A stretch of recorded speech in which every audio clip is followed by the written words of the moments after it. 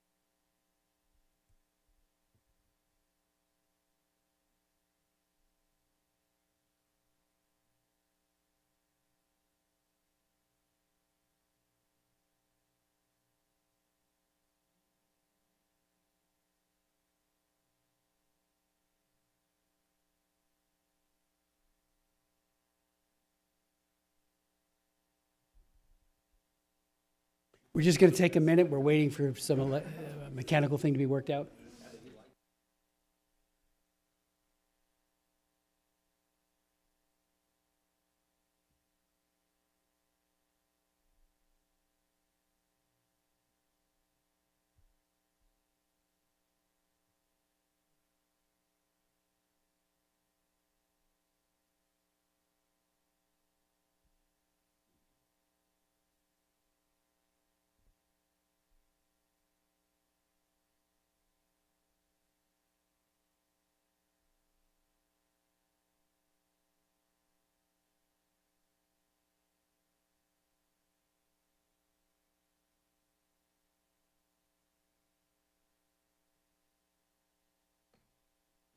The subcommittee will come to order, and good morning to all. This hearing, United Nations bigotry towards Israel, UNRWA, anti-Semitism poisons Palestinian youth, will come to order. Make no mistake, anti-Semitic bigotry is at the root of the UN's hostility to Israel, which is ugly, evil, and manifests in almost every UN entity. The United Nations is unquestionably the world's foremost legitimizer of anti-Semitism, including in its most virulent and violent forms. The monstrous and genocidal atrocities we have seen pouring out of Gaza since October 7th are anti-Semitic hate crimes, the logical consequence of the unbridled anti-Semitism fomented and enabled by the United Nations. Today, Israel is defending itself from a cowardly invasion and massacre by Hamas. It has an absolute right to defend itself. We have all seen the evidence of ugly images of Hamas's crimes, of psychotic terrorists butchering innocent civilians, rape, hostage-taking, the beheading of babies, and daily indiscriminate missile attacks reminiscent of Nazi buzz bombs and V-2 rockets. Yet yesterday, as Charles Hillel of the Washington Free Beacon reported, Francis Albanese, who serves as the Office of UN High Commissioner for Human Rights Special Rapporteur for Palestinian Territories, employed tortured logic to say that Israel has no right to self-defense against Hamas under international law, which is absolutely absurd. We are here to talk about yet another set of images that have been seen on the news. UN diplomats like Francesca Albanese and many, many others, and meetings of UN agencies engaged in the work of licensing, encouraging, legitimizing this demented hatred of Israel. What is going on at the UN may look civilized, but in fact, what is going on is morally ugly. The activities of the UN entities are, of course, the genocidal attacks of the past month are an effect, of that cause. I've been in a fight against anti-Semitism for all of my 43 years in the U.S. Congress, including an early trip in 1982 to Moscow and Leningrad on behalf of Soviet Jews. I have chaired 14 congressional hearings focused exclusively on anti-Semitism, and many more focused on religious freedom, of which anti-Semitism was a part, and wrote the law that created a special envoy to monitor and combat anti-Semitism in the U.S. Department of State in 2004. Later, I wrote another law that upgraded and strengthened the special envoy to the rank of ambassador, reporting directly to the Secretary of State. Kathy Manning and Rob, who is with us today, I want to say, Rob, when that bill was hung up in the Senate, could not get passed, I want to thank you because you're the one who made it happen over the U.S. Senate. Thank you so much for that. Kathy Manning and 6 other members and I co-chair the bipartisan task force for combating anti-Semitism. And what we see at the UN is anti-Semitism in its most dangerous form, a genocidal, eliminatish ideology. At a hearing I chaired in June of 2004, and at the OSCE Berlin conference, Nathan Sharansky powerfully articulated his incisive 3D test for identifying anti-Semitism as it relates to Israel, and said that it often hides behind the veneer, and this is his words, of legitimate criticism of Israel. He said, of course, if you want to be successful in the struggle against anti-Semitism as against any other evil, there must be moral clarity on the issue. What we are talking about. It is important to define the line between legitimate criticism of Israel and anti-Semitism. Israel is a strong democracy and the only democracy in the Middle East, and it is built on the criticism from within and from without. He went on to say, of course, we support all forms of legitimate criticism, But it's very important to see the difference and draw that line. According to Nathan Sharansky, who testified for the third time before our subcommittee just as recently as June, his 3D test is nothing less than, the criticism of Israel is nothing less than anti-Semitic when it passes over into demonization of Jews and Israel, delegitimizing the Jewish state, or applying a double standard, that is one standard for Israel and one standard for every other country on the globe. A few words now about UN entities most involved in promoting anti-Semitism. UNRWA, the UN Relief and Works Agency, as we all know, was set up in 1949 to provide aid to refugees. 74 years later, it is still going, which is absurd in itself, since nearly every Arab nation will not permit the former to integrate into their societies. Why don't they welcome the Palestinians? They simply won't. UNRWA provides education in hatred of Jews for the vastly expanded number of children, grandchildren, and great-grandchildren of the original refugees. UNRWA's textbooks, curricula, summer camps, official media, and are all infamous incubators of hatred. Aspects of its propaganda are so twisted, and it's publicly available. You can read it. You go online and read what they have to say. They encourage children to martyrdom as suicide bombers. What a form of child abuse is that? To tell little kids to kill themselves and to blow up innocent people on buses and elsewhere throughout Israel.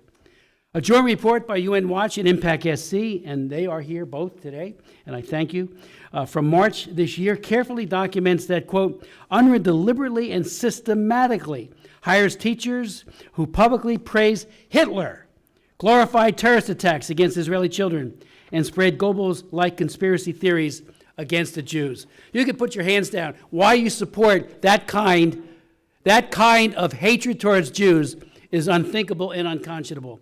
A new Impact SC report just released exposes an absolutely deplorable fact. UNRWA staff celebrated Hamas's massacre.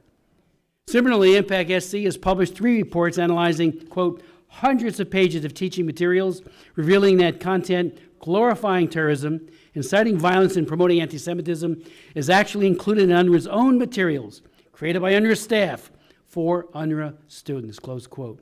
UN Watch has published many, many pages of documentation of over 100 UNRWA teachers and their Facebook pages inciting anti-Semitism and praise of jihadi terrorism, and it makes very, very grim reading.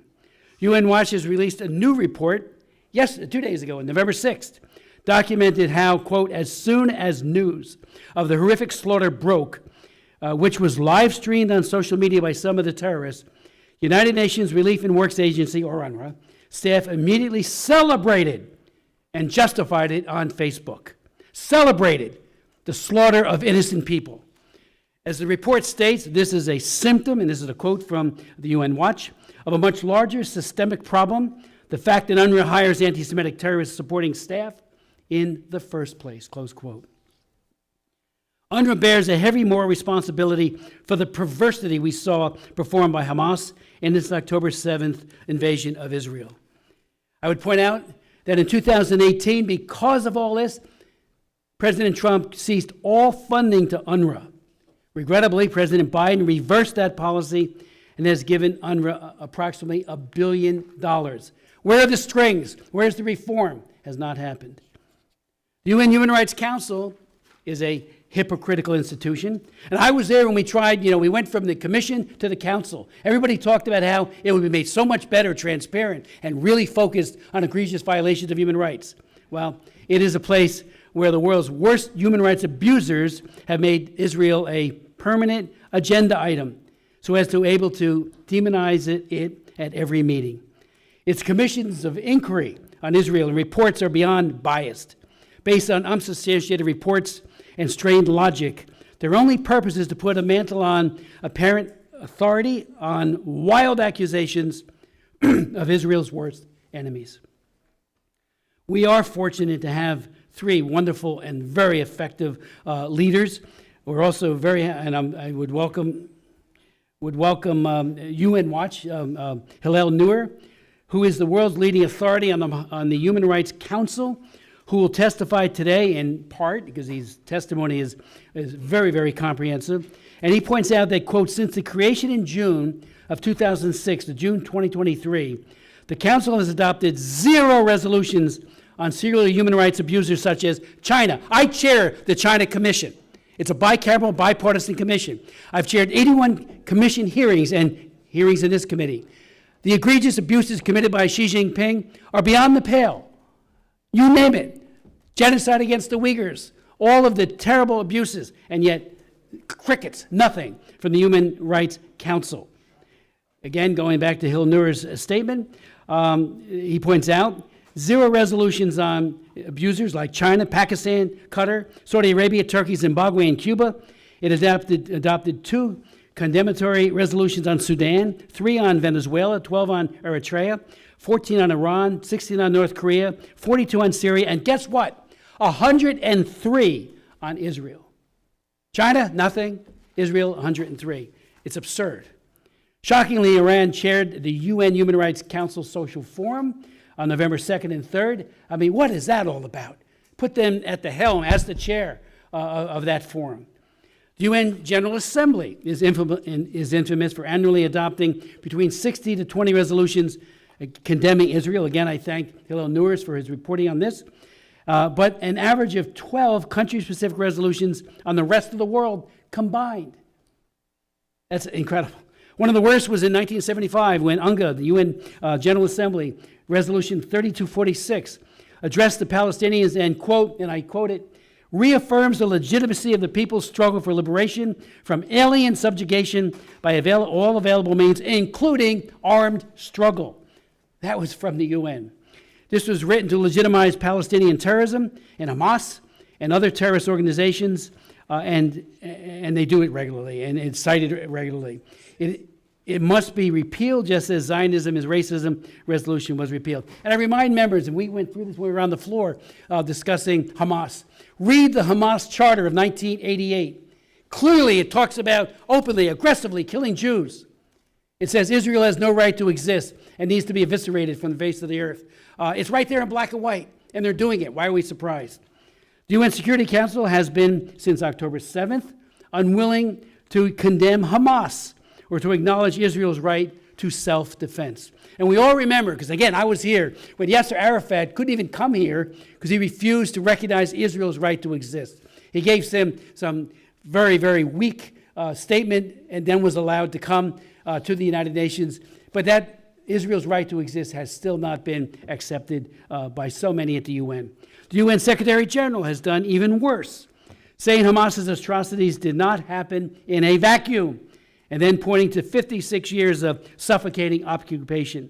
Secretary General Antonio Guterres claimed he was not justifying Hamas, but in fact he is relativizing and excusing them. Thankfully, Israel has an ambassador to the UN, Gilead Erdan, who had the strength of character to call out the Secretary General. I would note, parenthetically, he was scheduled to be here today. He will come at a future hearing, but situation in New York required his presence there and could not make it. The relevant context for understanding Hamas's genocide atrocities is provided by the UN itself and its persistent, morally bankrupt policy of promoting anti-Semitic grievances and justifying anti-Semitic violence. Finally, there is a web of bodies dedicated solely to harming Israel. I mentioned one a moment ago with Ms. Albanese and her statements. The Special Committee to investigate Israeli practices affecting the Palestinian people. The Committee on the Inalienable Rights of the Palestinian People. They are funded by the General Assembly, which means we're funding them, and function solely as propaganda channels for anti-Semitism, grievances, and maligning Israel. There is no similar committee on any other country in the world. So again, I want to thank you. I'd like to yield to my very distinguished and good friend, Ms. Wild, for any opening comments. Thank you very much, Mr. Chairman. I am glad we're having this hearing. I thank all of you for being here, particularly the witnesses for taking time and the people who are here to give witness to this hearing and the substance of it. As we know, this is an incredibly difficult time for so many people across our nation, across the world, and in my own community in Pennsylvania. And that includes Jews, Muslims, Arab Americans of different faiths, people of other faiths, and all of those who have been overcome by grief since October 7th and over the subsequent weeks. I think we are all in a period of collective mourning to some extent or another. And let me first say, may we all think of the 240 hostages and work for their release as soon as possible. That must be foremost in all of our minds.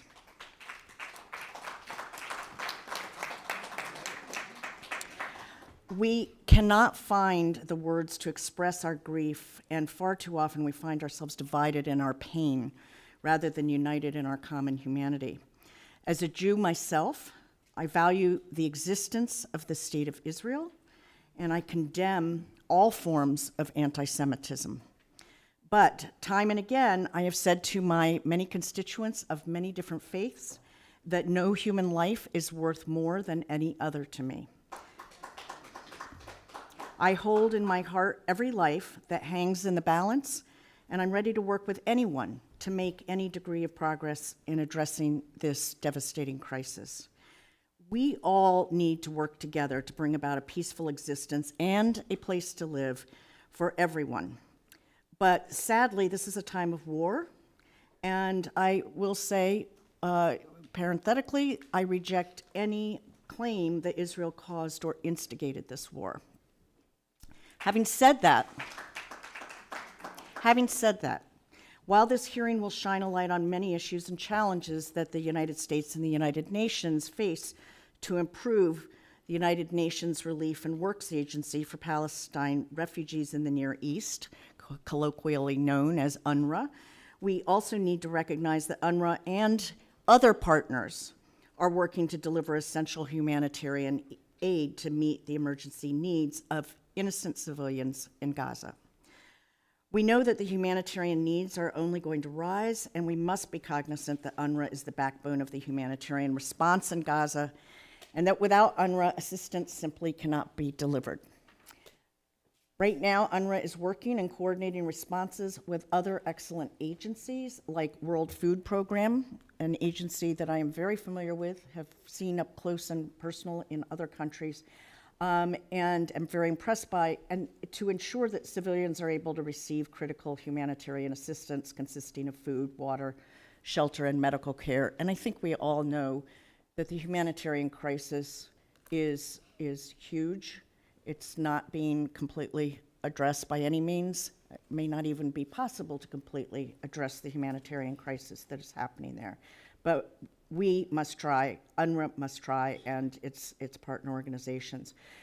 So in this challenging moment, when it's really hard to feel any kind of hope for the future, we have a responsibility, I feel, for the sake of future generations, to engage in robust, proactive diplomacy on the international stage.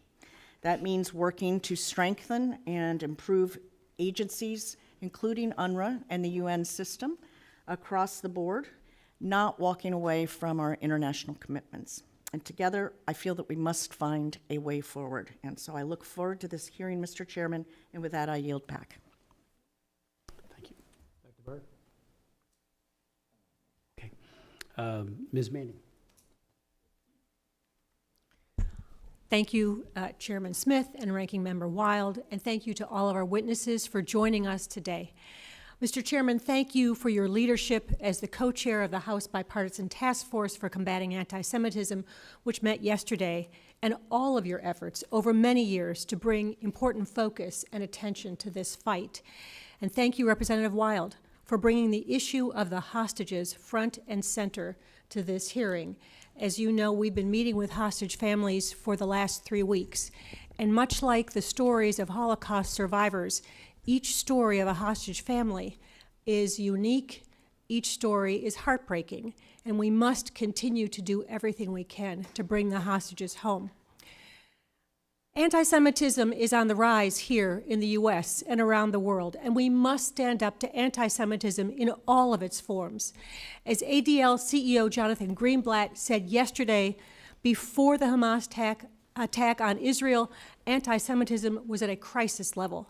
Since that horrific Hamas terrorist attack on October 7th, anti-Semitism is a catastrophe. There is no question that certain UN member states, bodies, and the General Assembly have a negative, disproportionate focus on Israel and routinely support singling it out more than any other country in the world.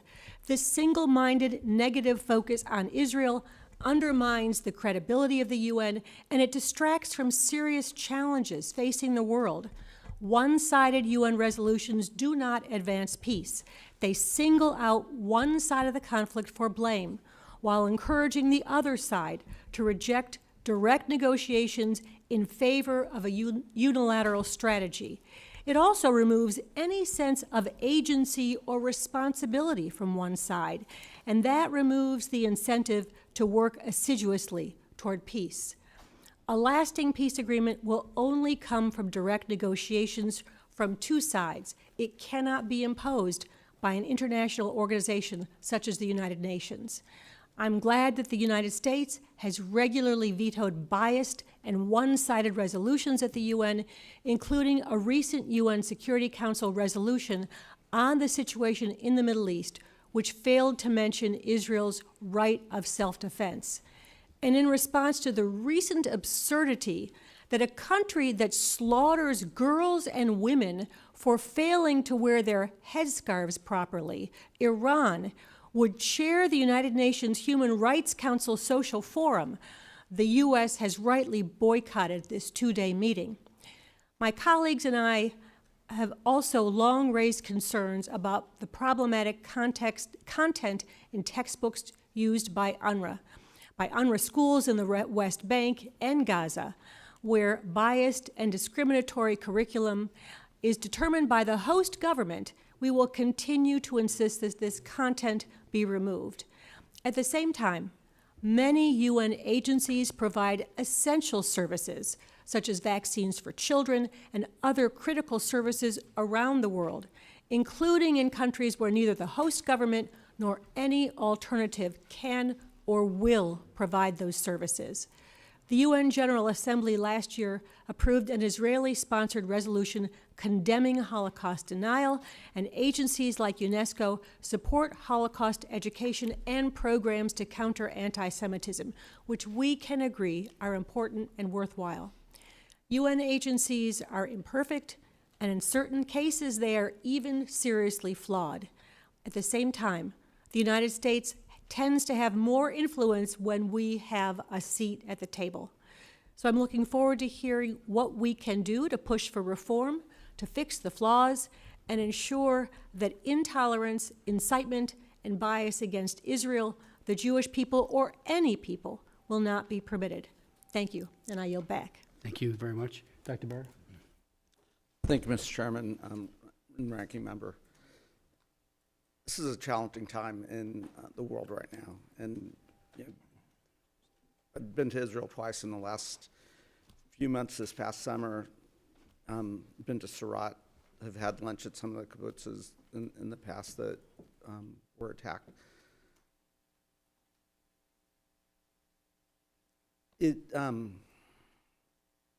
For those of us that believe in Israel's right to exist, for those of us that believe in Israel's right to defend itself, but also firmly believe in a two-state solution and as the only path to peace and stability, it seems so far away today.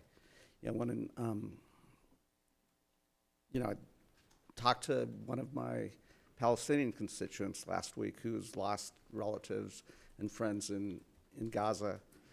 I hear the same anguish and pain that I heard after October 7th in my Jewish constituents, in their deep grief and deep loss.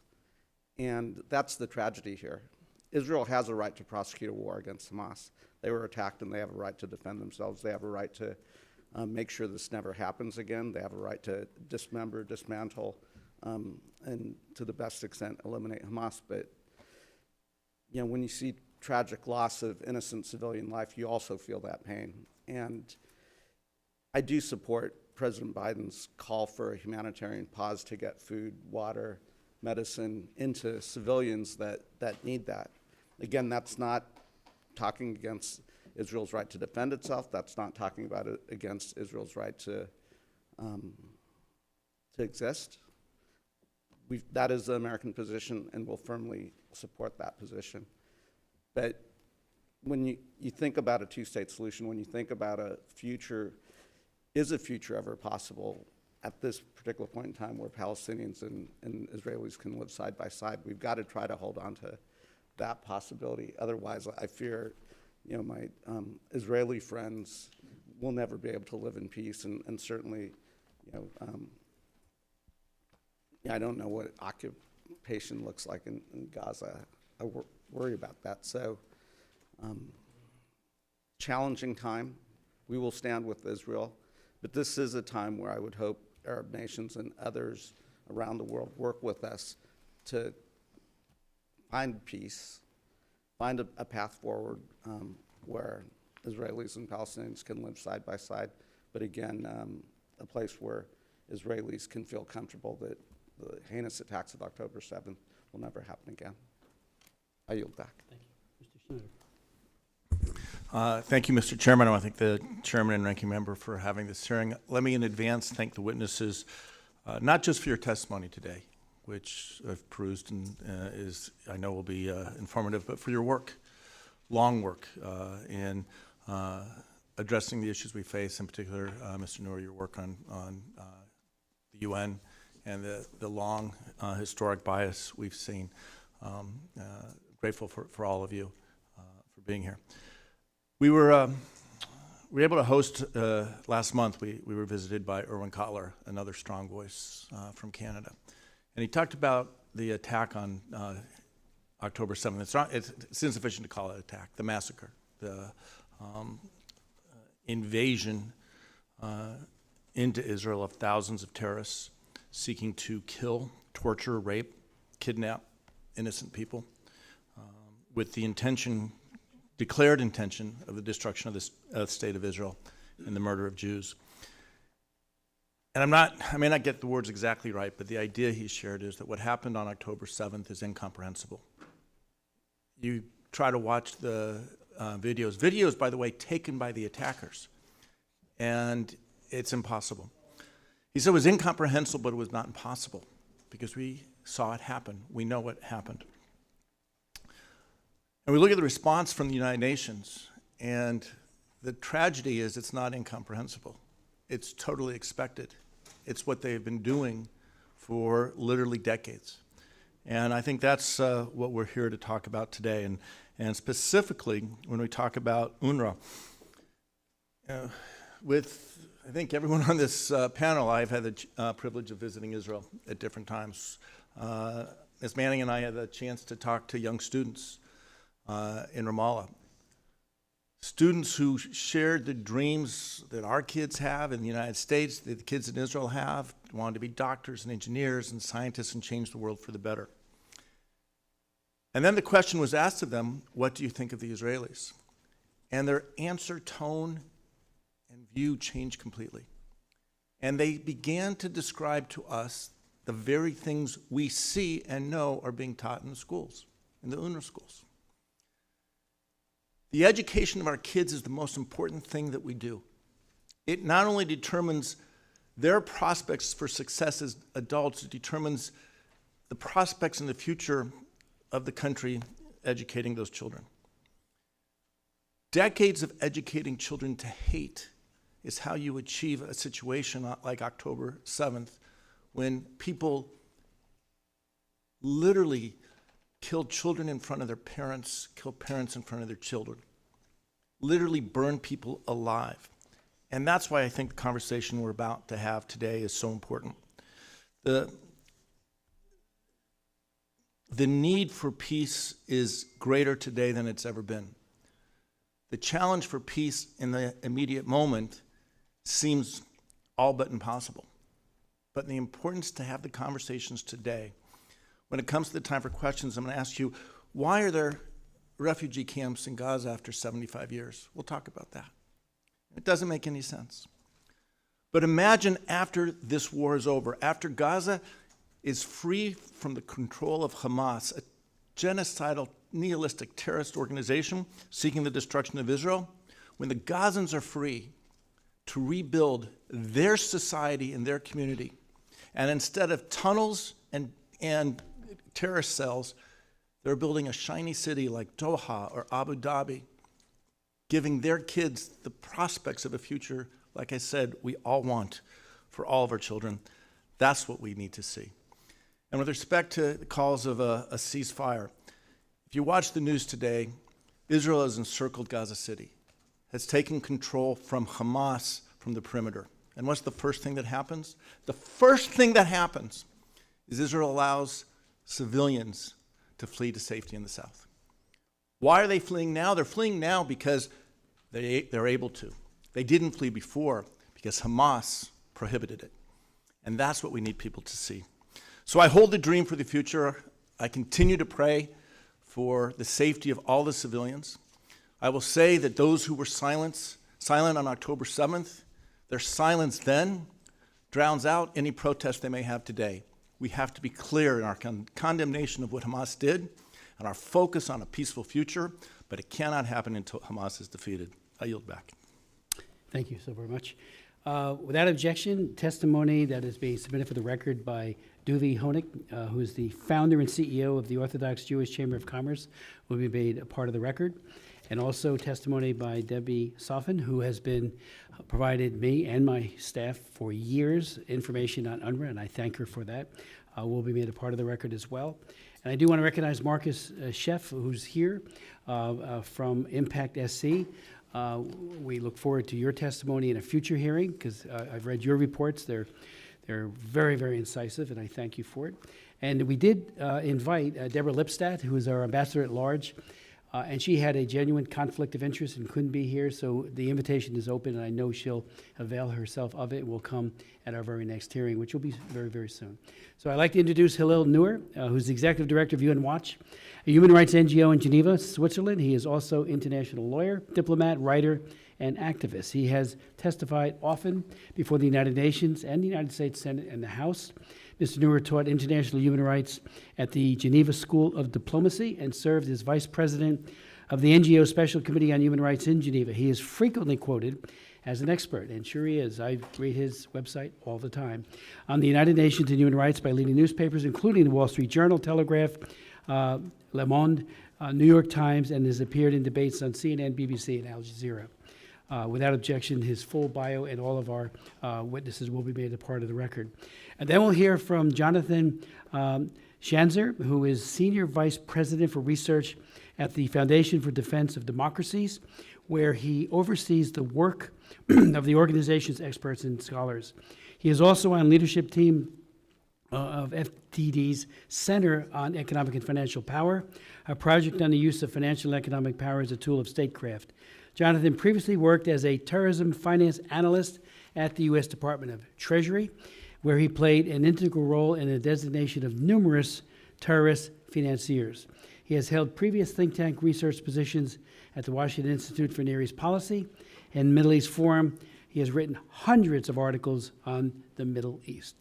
We'll then hear from Jonathan Lincoln, who is the director of the Center for Jewish Civilization.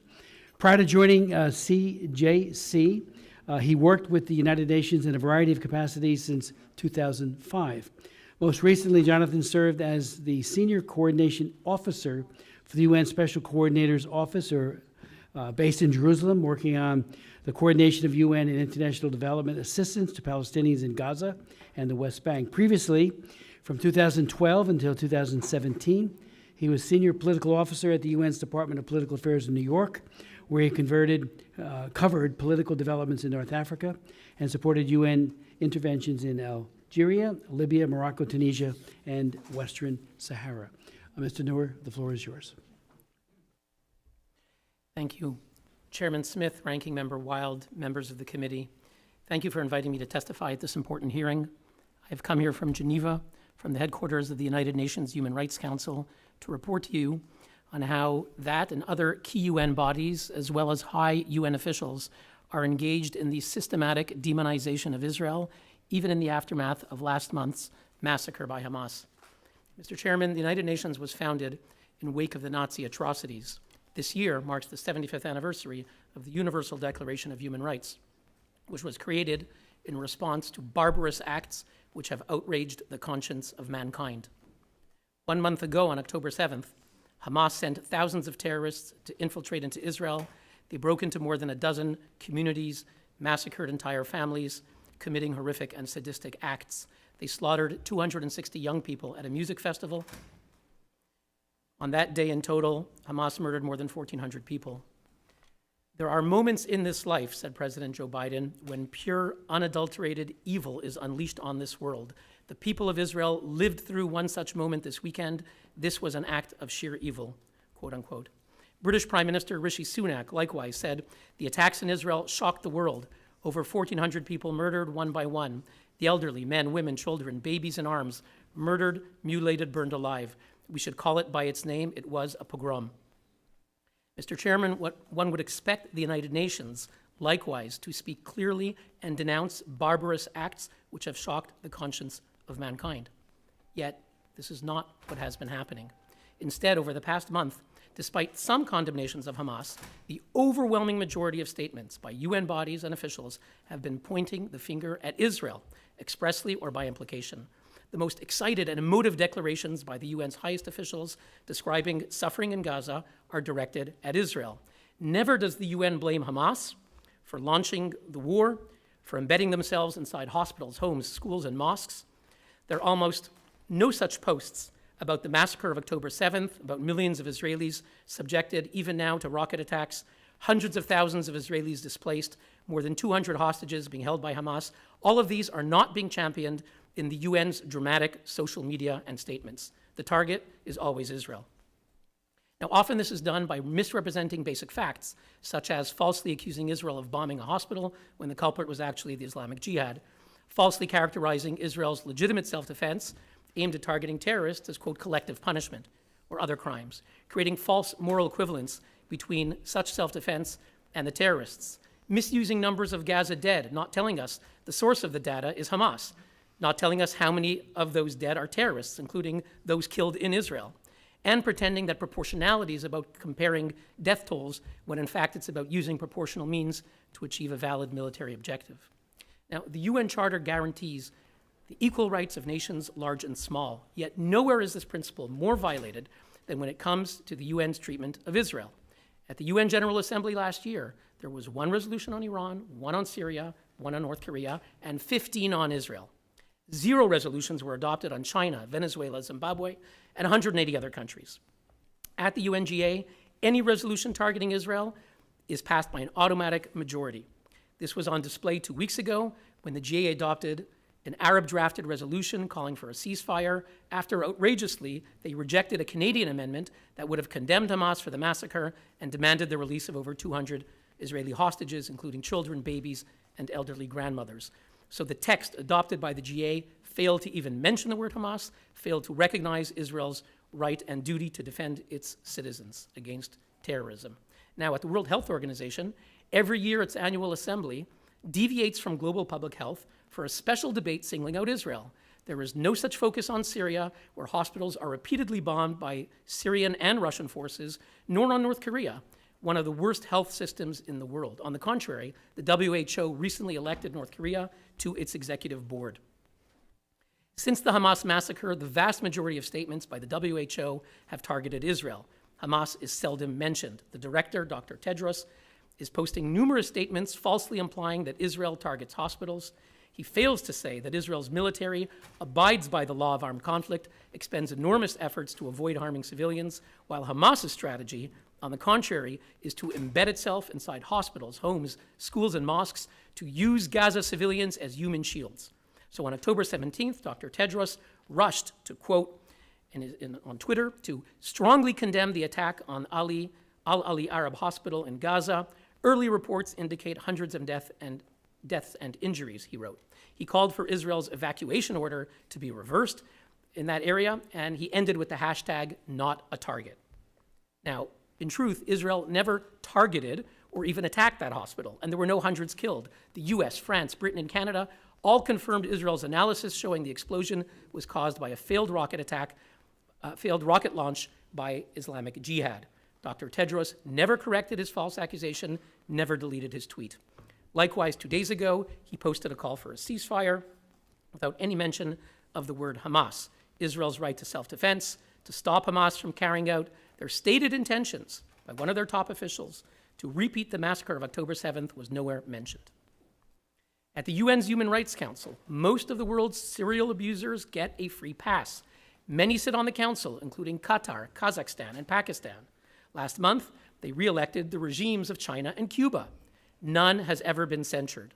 Last week, when the Human Rights Council opened its social forum, the chair was the Islamic Republic of Iran.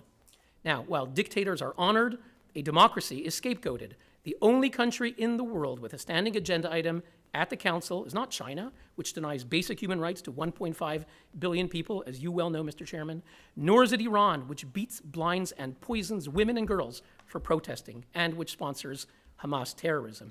Instead, the agenda item is on Israel. From the Council's creation until today, it's adopted more resolutions on Israel than on Iran, Syria, and North Korea combined.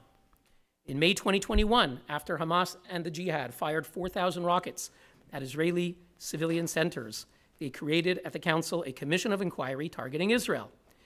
It's the first that has no end date. It is mandated to report in perpetuity. Its unprecedented scope includes a mandate to examine root causes of the conflict, which include alleged systematic discrimination based on race. As chair of the inquiry, the Council appointed Navi Pillay, someone who has signed petitions lobbying governments to, quote, sanction apartheid Israel. She's the chair.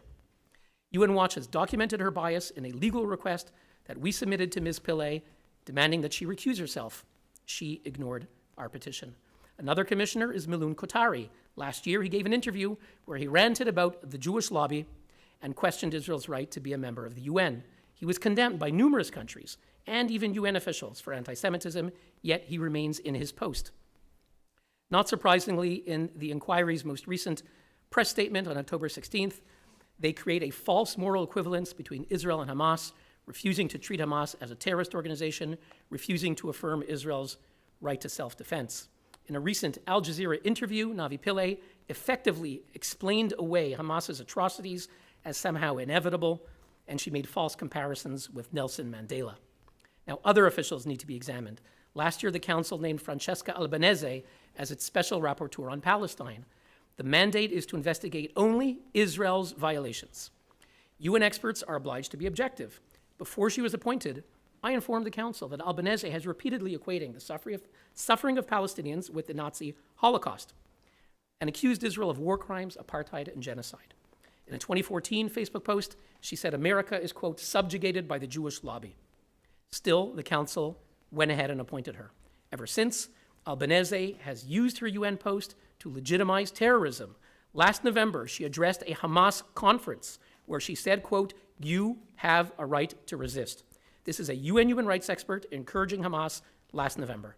6 days ago, she led 6 other supposed UN experts to accuse Israel of attempting, quote, genocide.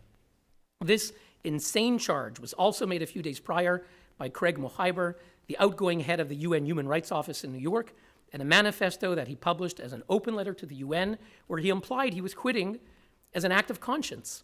Now, this supposed moral protest was covered immediately by The Guardian and Al Jazeera. What they did not report was that Mr. Mohiber actually had to leave his job now, that he was under an investigation since March after we exposed his litany of social media posts describing Israel in terms of infinite evil. Finally, we need to address UNRWA, which in 2022 alone received $344 million in U.S. funding. Under the slogan, Peace Starts Here, UNRWA tells donor states that they educate Palestinians about human rights and peace, that they promote stability. Yet today we've released a new report, Hate Starts Here, how UNRWA teachers indoctrinate Palestinian children and incite anti-Semitism. It can be found at unwatch.org. Our last report documented how UNRWA staff regularly call to murder Jews and create teaching materials that glorify terrorism, encourage martyrdom, demonize Israelis, and incite anti-Semitism. We had identified over 100 UNRWA teachers and staff found to promote hate and violence in social media. Our new report today examines how UNRWA staff reacted to the Hamas massacre. As soon as news of the slaughter broke, they immediately celebrated it on Facebook. Allah is great, Allah is great. Reality surpasses our wildest dreams, posted UNRWA Gaza teacher Osama Ahmed. UNRWA principal Iman Hassan justified the massacre as restoring rights and redressing grievances. Rawia Hellis, director of UNRWA's Khan Yunis Training Center, featured in an UNRWA video, glorified one of the terrorists as a hero and a prince. UNRWA English teacher Asma Rafiq Kuhel called to sculpture the date, adding the emoji of a heart. UNRWA school administrator Hamada Ahmed posted, "Welcome to the Great October." Finally, there's an UNRWA official, Mohammed Al-Sheikh Ali. He features on our report on page 16. He recently posted the following: "Anyone who talks about taking refuge in Sinai is a traitor. Anyone who tries to flee to the south should be treated the way we ought to treat traitors." Mr. Chairman, in other words, we have someone identifying himself on Facebook as an UNRWA official with prominent photos of him receiving UNRWA awards, calling on Hamas to execute Gazans who want to go south to flee for safety to get away from Hamas. In closing, Mr. Chairman, members of the committee, on the 75th anniversary of the Universal Declaration of Human Rights, key bodies and officials of the United Nations are exploiting and distorting the language of human rights, the basic concepts of international law, in order to cast Israel as a racist and genocidal state, as the manifestation of infinite evil, even as it is trying to defend itself from one of the most horrific mass terrorist attacks of our time. At a moment when the world needs moral clarity and leadership, the UN has failed. Its actions only incentivize Hamas to continue their strategy of using Palestinians as human shields and maximizing casualties. The United Nations will never live up to its founding premise so long as this pathology endures. Thank you. Thank you so very much, Mr. Neuer, for that testimony. Dr. Schanzer? Chairman Smith, Ranking Member Wild, distinguished members of the subcommittee, on behalf of FDD, I want to thank you for the opportunity to testify, and I want to thank my fellow panelists here as well for their leadership.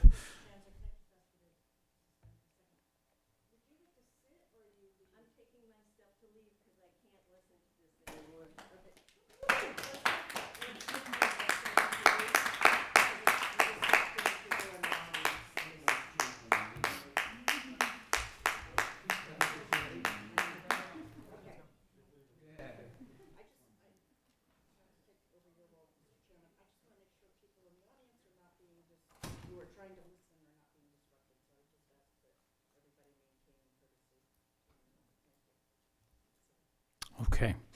Anyway, thank you for the opportunity to testify. The UN's anti-Israel bias, as you just heard, is out of control. It's not just a problem of anti-Semitism, and it hasn't just diverted resources from other serious problems around the world. It has created the conditions for a regional war that is now threatening the Middle East. In other words, the UN has actually undermined its own mission of protecting the rules-based international order. In my written testimony, I take aim at several UN organizations that waste taxpayer funds or exhibit a demented obsession with Israel, but no organization exemplifies the UN's failures better than the UN Relief and Works Agency, otherwise known as UNRWA. The agency was originally created to assist Palestinians displaced by the 1948 war that the Arab states waged against Israel and subsequently lost. From early on, however, it was clear that UNRWA viewed the Palestinians as clients. They refused to permanently resettle them, and then they became the rationale for additional funding year after year. Over time, UNRWA's clients grew old and passed on, but that was bad for business. So UNRWA expanded the definition of Palestinian refugees to include the descendants of refugees. So as a result, UNRWA's registry has ballooned from 700,000 in 1948 to 5.9 million today. Mathematically impossible. Despite the fact that only few of the original refugees are alive today, UNRWA's roster continues to grow, and all of them claim the so-called right of return to lands inside Israel. In other words, UNRWA has extended the Palestinian-Israeli conflict deliberately and indefinitely. UNRWA today also identifies 2.3 million Palestinians in Gaza and the West Bank as refugees. I'll remind you, these are people living in the Palestinian territories, so this hardly qualifies them as being refugees. UNRWA today has a whopping 30,000 employees. And in case you're wondering, the UN High Commissioner for Refugees serves more than 90 million people around the world with 19,000 on staff. So it's almost as if the UN is trying to say that the Palestinian issue is more important than any other problem anywhere around the world. UNRWA employees have been exposed as members of Hamas, the terrorist group that slaughtered 1,400 Israelis in cold blood on October 7th. This might explain how UNRWA's educational materials refer to Israel as the enemy, teach math by counting martyred terrorists, and include the phrase jihad as one of the doors to paradise in grammar lessons. Now, of course, there are some that might argue that right now is the wrong time to criticize UNRWA, given that there is an actual refugee crisis that is going on in Gaza right now. So let me be clear. Criticizing UNRWA need not ignore the needs of destitute Palestinians or those in crisis, and it need not ignore the intentions of well-meaning relief workers, some of whom have died during the current Gaza conflict. UNRWA may yet have an important role to play in this crisis, but UNRWA must begin to acknowledge its serious problems, and it must begin to enact meaningful reform. The agency, however, continues to deny its dysfunction. In fact, UNRWA has an office, I believe, right here on K Street that tries to convince legislators such as yourselves that it is doing a great job. If you ask me, this sounds like a lobby. So now what? Congress has some hard work ahead. The first step is to actually apply refugee status to only people who were refugees from 1948 and 1949. This would right-size UNRWA's mission right off the bat. From there, an impartial board of directors must be installed to conduct effective oversight. UNRWA actually doesn't have one. They don't have oversight of themselves. After that, there should be a full screening of UNRWA employees for terrorist affiliations. We know there are many. Then, educational material must be scrubbed of anti-Semitism and incitement against Israel. We've heard already that our friends from Impact SC are here, and they've done a great job of exposing a lot of what is in those materials. Finally, there needs to be plans for the phasing out of UNRWA over time. It may not be now, given the crisis that we're watching, but there needs to be a plan for handing off the mission of UNRWA to the UN High Commissioner for Refugees. There should only be one agency that deals with refugees worldwide. The Palestinian one has failed. I should also just note that I think that shutting down that DC office might also be a good idea. Before I conclude, I would like to add a few words about the UN International Forces in Lebanon, otherwise known as UNIFIL. The agency's mandate, as you probably know, is preventing non-state actors from acquiring weapons in Lebanon. Yet it did nothing for 17 years while the Iran-backed Hezbollah amassed an arsenal of some 200,000 rockets, as well as precision-guided munitions, lethal munitions, and drones. Since October 8th, the day after the massacre in southern Israel, Hezbollah has fired more than a dozen anti-tank missiles at Israel every day. A full-blown war could erupt at any moment. And I think it's fair to ask at this point whether the UN failed or whether it was a partner in the current crisis. Either way, Washington must seriously consider ending UNIFIL's mandate. Something else can be created if a mechanism for dialogue between Israel and the Hezbollah-backed government in Lebanon is needed. But change is desperately needed. I'll end here. Mr. Chairman, I thank you for holding this hearing. I thank you for allowing me to speak today, and I look forward to your questions. Thank you so very much, Dr. Schanzer. Mr. Lincoln. Thank you, Mr. Chairman, Ranking Member Wild, members of the committee. Thank you for inviting me to testify. With your permission, I'll summarize the written testimony. I'm not here to defend every aspect of the UN system, far from it. But based on 15 years working with the UN, including in Gaza, Jerusalem, and Ramallah, also on post-conflict arrangements in 2006 after Israel's war with Hezbollah, I'm in a position to perhaps help explain the political and operational environment on the ground. To start with, of course, as many have mentioned, the scope and brutality of the October 7th terrorist attack on Israel and the kidnapping of some 240 Israelis, including children and the elderly, by Hamas has forever changed the country, its relations with the world, and brought the long-standing conflict with the Palestinians into a new era.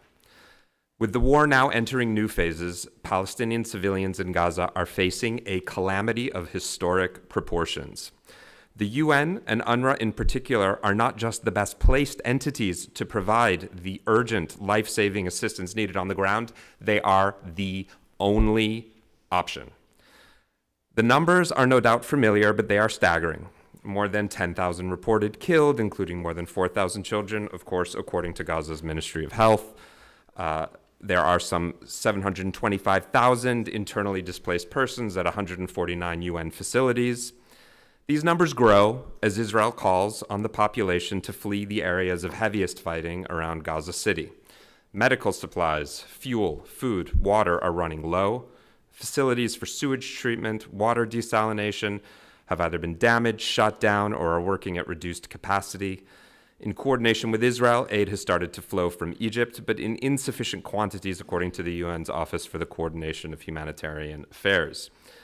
Secretary Blinken and the administration have been calling for humanitarian pauses, which are the least of what is urgently required. There is no other way to ensure increased aid other than with UN and in particular UNRWA support. UNRWA is for all intents and purposes the state. It cannot be compared to any other UN agency. No other UN agency functions in that way. It plays a vital stabilizing role in the context of the fighting, and of course will do so with regard to any day after scenario. The alternative is chaos and possible systems collapse, posing a danger first and foremost for the Palestinian civilians, but clearly for Israel as well. From an operations perspective, UNRWA is considered a reliable partner for many donors and has always maintained a close and relatively trusted relationship with the Israel Defense Forces with regard to its operations. Eventually, in the context of post-conflict arrangements, there will be a need to review, and in some cases, I would even go further than what the others have said with regard to an overhaul concerning the structure, political, operational shortcomings of the United Nations and UNRWA in particular. This must include an examination of anti-Semitism and bias against Israel. But to be sure, efforts to defund UNRWA, as happened from 2018 to 2021, have failed, as the agency managed, with relative ease, to make up for the shortfall with other donors. It's hard to imagine a different result, especially in the current context. The existing agreements between the US and UNRWA need to be expanded and strengthened. In addition to the concerns about bias presented here today, many donor countries have additional concerns about UNRWA's management, accountability framework, that was raised today as well, its financial stability that need to be addressed. Replacing UNRWA with other UN agencies is unrealistic, if not impossible, due to its entirely unique operational structure and direct assistance model. Substantial change can happen only in the context of a multilateral approach between the US, European Union, Gulf states, and other donors. The more connected the post-conflict and any effort to reform the UN are to the renewal of a viable peace process, the greater the chance of success. In conclusion, the late Kofi Annan famously stated, quote, "A United Nations that fails to be at the forefront of the fight against anti-Semitism and other forms of racism denies its history and undermines its future. That obligation links us to the Jewish people and to the State of Israel, which rose, like the United Nations itself, from the ashes of the Holocaust." He also said, "When we seek justice for the Palestinians, as we must, let us firmly disavow anyone who tries to use that cause to incite hatred against Jews in Israel or elsewhere." Current UN leadership and parts of the system have certainly failed to grasp the magnitude of the October 7th attacks for Israel and much of the Jewish world, and in doing so have failed to live up to these standards. But despite its shortcomings, the UN is far too important an organization for the US to disengage from. This is both for the sake of Palestinians, Israelis, and the world. For now, the priority must be to support urgent relief and life-saving assistance to civilians in Gaza. There will also soon be an opportunity to make the UN a more effective organization and one that can better live up to the legacy of Kofi Annan. Thank you. Thank you all for your testimonies. To begin the questioning, you mentioned a moment ago how Dr. Tedros has not in any way, shape, or form retracted his false statements. Just for the record, you know, I've met with Dr. Tedros when he was the Minister for Health in Ethiopia, and he often lied on behalf of Meles, who was then the head of state there, when they had cholera outbreaks. So he had a very checkered background going into that position as Director General of the World Health Organization. He got his job by way of the Chinese Communist Party and Xi Jinping. He was their candidate, and we saw that there was a great deal of disinformation, if not outright lying, when COVID broke out, as he did the work of the Xi Jinping's dictatorship in putting out a false narrative. So I'm no great fan at all. I supported the Brit who ran, who was all about reforming the WHO. But, you know, again, these people need to be held to account when they make statements. And for him to smear Israel and not retract it and, frankly, offer a fulsome apology, again, goes to his integrity. And integrity matters. And I've been shocked at the fact that he has not come forward and said, wait, I got it wrong. Let me just correct that and apologize to the Israelis. Nothing of the sort. Just goes on to the next disinformation campaign. So if you might want to speak to that. The issue of diversion of aid. We know that so much of the aid from the European Union, and as well as from us, gets diverted by Hamas. You know, what should have gone into infrastructure went into tunneling. And even a lot of the aid we believe that is being sent to UNRWA is diverted in other ways. It's hard to say because there's no independent accountability whatsoever. And, you know, Mr. Lincoln, maybe you could speak to the issue of, you know, if a UNRWA employee took a pro-Israeli position and said, we want nothing to do with anti-Semitism, what would happen to him or her should they take that position? One, they wouldn't get the job in the first place, but say they hit it. And they say, you know, it's about time we got to tolerance and treated our Israeli and our Jewish friends with respect. What would happen to that person? Would they last the day? Would terrible things happen to them? And on the textbooks, you know, I have met with the lobby forces. They've come around over the years for UNRWA, and they're very good at putting you know, pretty much what we saw throughout the 80s and 90s when it came to communist dictatorships. I took on Nicholas Ceausescu in Romania and the Securitate, and every year the lobbyists in K Street would bring, because they wanted most favored nation status, and they had page after page of nice bullets of lies. And you'd look at it and say, but it worked. They kept MFN for years, most favored nation status, even though they were doing horrible things, in that case, to Christians in Romania as part of their dictatorship. My point is, you know, a lobby firm and a lobby effort done here and elsewhere can put a gloss on the most egregious human rights abuse. So diversion, if you maybe could speak to that issue of funding. And what is taught? You know, I've had briefings and hearings in the past. I had one witness once read from the textbooks in English, and it was not only anti-Jewish and anti-Israel, it was also anti-American. And it went page after page after page of that. They tell us that they clean up the textbooks, and we hear, you know, you don't get a 15-year-old who is fanatically anti-Jewish and anti-Israel without starting at a very young age to inculcate that hate into that little boy and that little girl. And it works. It works. You know, I've worked on the Charles Taylor issue. I've had hearings with the special prosecutor with regards to David Crane here in this room with what Charles Taylor did to hype up the young people to cut off arms and do horrible things. You know, that's child abuse of the worst kind. And Hamas and the PLA does it every single day. And maybe you could clarify for the record, with regards to the content, the UN doesn't say what goes into those books, or the US or the donor nations. It comes from the PA, if I'm not mistaken. And again, that's highlighted again in the testimony in the most recent report that was put out. So I just want to underscore that.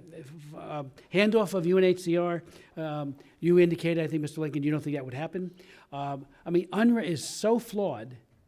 I mean, if this was racism based on color of someone's skin, surely, and I was one of those Republicans who supported apartheid sanctions during the Reagan administration. And for a while, I was pretty much alone in that position. Finally, we all came to that position. So, you know, because that was based on racism. Well, here we have a group that is all about racism against Jewish people. Well, we got to find some other entity, it would seem to me, because reform and the falseness of the reform in the past is numbing. Also, if I could, pay to slay.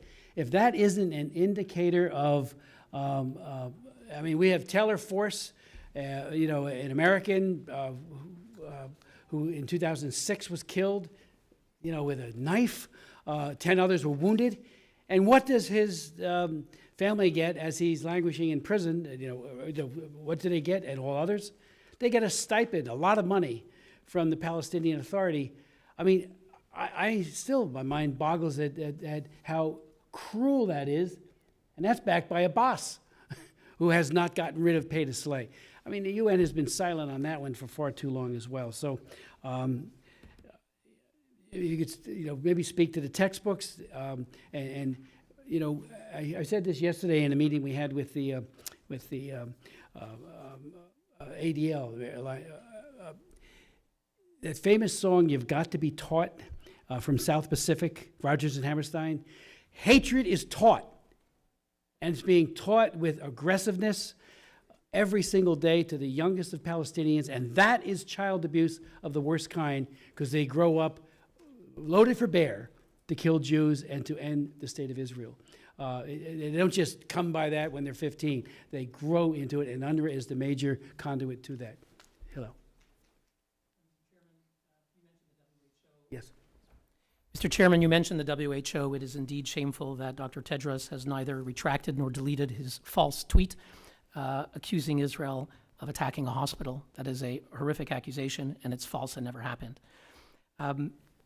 You mentioned the role of China in the WHO. That is significant, has never been properly addressed in Geneva, where I'm based. The WHO, the previous director was also China's candidate. Literally, China was campaigning for her. She was their candidate. And they have a substantial influence, you know, even symbolically. Two of the goodwill ambassadors of the WHO, one is James Chow, who works for Chinese state TV and is a paid propagandist of the Chinese regime. He's a WHO goodwill ambassador. During COVID, he was publishing a lot of stuff praising China's methods of dealing with COVID. So outright propaganda. We exposed him. We had 100 NGOs complain about him. Nothing happened. Another goodwill ambassador is Peng Liyuan. She is the first lady of China, the wife of Xi Jinping. She's a WHO goodwill ambassador. In 1989, she's a singer. She was serenading the perpetrators of the Tiananmen Square massacre. She's a WHO goodwill ambassador. So WHO has a lot to answer for. You spoke about UNRWA. You know, two issues, the aid and the education. On the aid, it's hard to get information on aid being diverted, but UNRWA itself, a couple weeks ago, reported that both fuel and medical equipment were removed from one of their warehouses and taken by the health authorities, which is Hamas. And they deleted their tweet an hour or two later, but Haaretz reported, which is, Haaretz is a newspaper that is extremely critical of the Netanyahu government and generally supports UNRWA. They reported that according to their sources, this theft of UN humanitarian fuel and medical equipment did happen. According to the Israel Broadcasting Authority's Channel 11, 36,000 liters of fuel were taken. That is fuel that can run a hospital for a week and a half, can run a water desalination plant for a long period, stolen by Hamas terrorism. UNRWA education.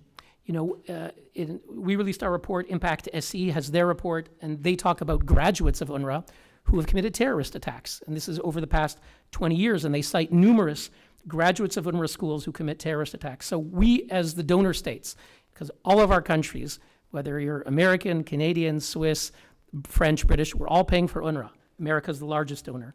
We're told that that it's an investment for peace. What UNRWA never says is, you know, of the 3,000 or so terrorists who infiltrated into Israel, how many of them were UNRWA graduates? One of them apparently had an UNRWA certificate from a vocational school that was found in Israel, and it was published on the internet, and this person had it on their person, this terrorist. So UNRWA does not reveal those statistics, but obviously they're substantial. So it's a question whether UNRWA is really educating for peace. You know, about, you asked, Mr. Chairman, about what would happen if a UN official would say, I oppose anti-Semitism. Well, we've never seen it, so it's a valid question, and I hope that our colleague will answer. But, you know, unwittingly, certain things happen. A couple of years ago, the director of UNRWA in Gaza, a German national by the name of Matthias Schmel, no friend of the Jewish people, no friend of Israel, someone who tolerated lots of anti-Semitism when he was head of UNRWA in Lebanon. He was interviewed on TV, and they asked him, can you tell us about Israel's attacks? This is in May 2021. Can you tell us about Israel's attacks on Gaza? And he said, yeah, but you know, they've been very precise. They're only hitting the terrorists, and haven't been hitting us, civilians, UNRWA. And he didn't realize what he was saying, but he effectively acknowledged in very clear terms that Israel's attacks are precisely aimed at the terrorists. And Israel used his quotes and published his quotes. That the director of UNRWA confirms what we've been saying. Immediately, he became persona non grata in Gaza because he just said the truth. Wasn't trying to praise Israel, but he just said the truth. Became persona non grata. Suddenly, there were protests sprang up outside his office. He had to leave Gaza. He was fired. He had to get another job. So that is a partial answer to your question. Finally, no, I'm going to leave it there. Thank you. Thank you, Mr. Chairman. I just want to make note, when we talk about the WHO, every year during their annual conference, they devote a significant chunk of time just to excoriating Israel.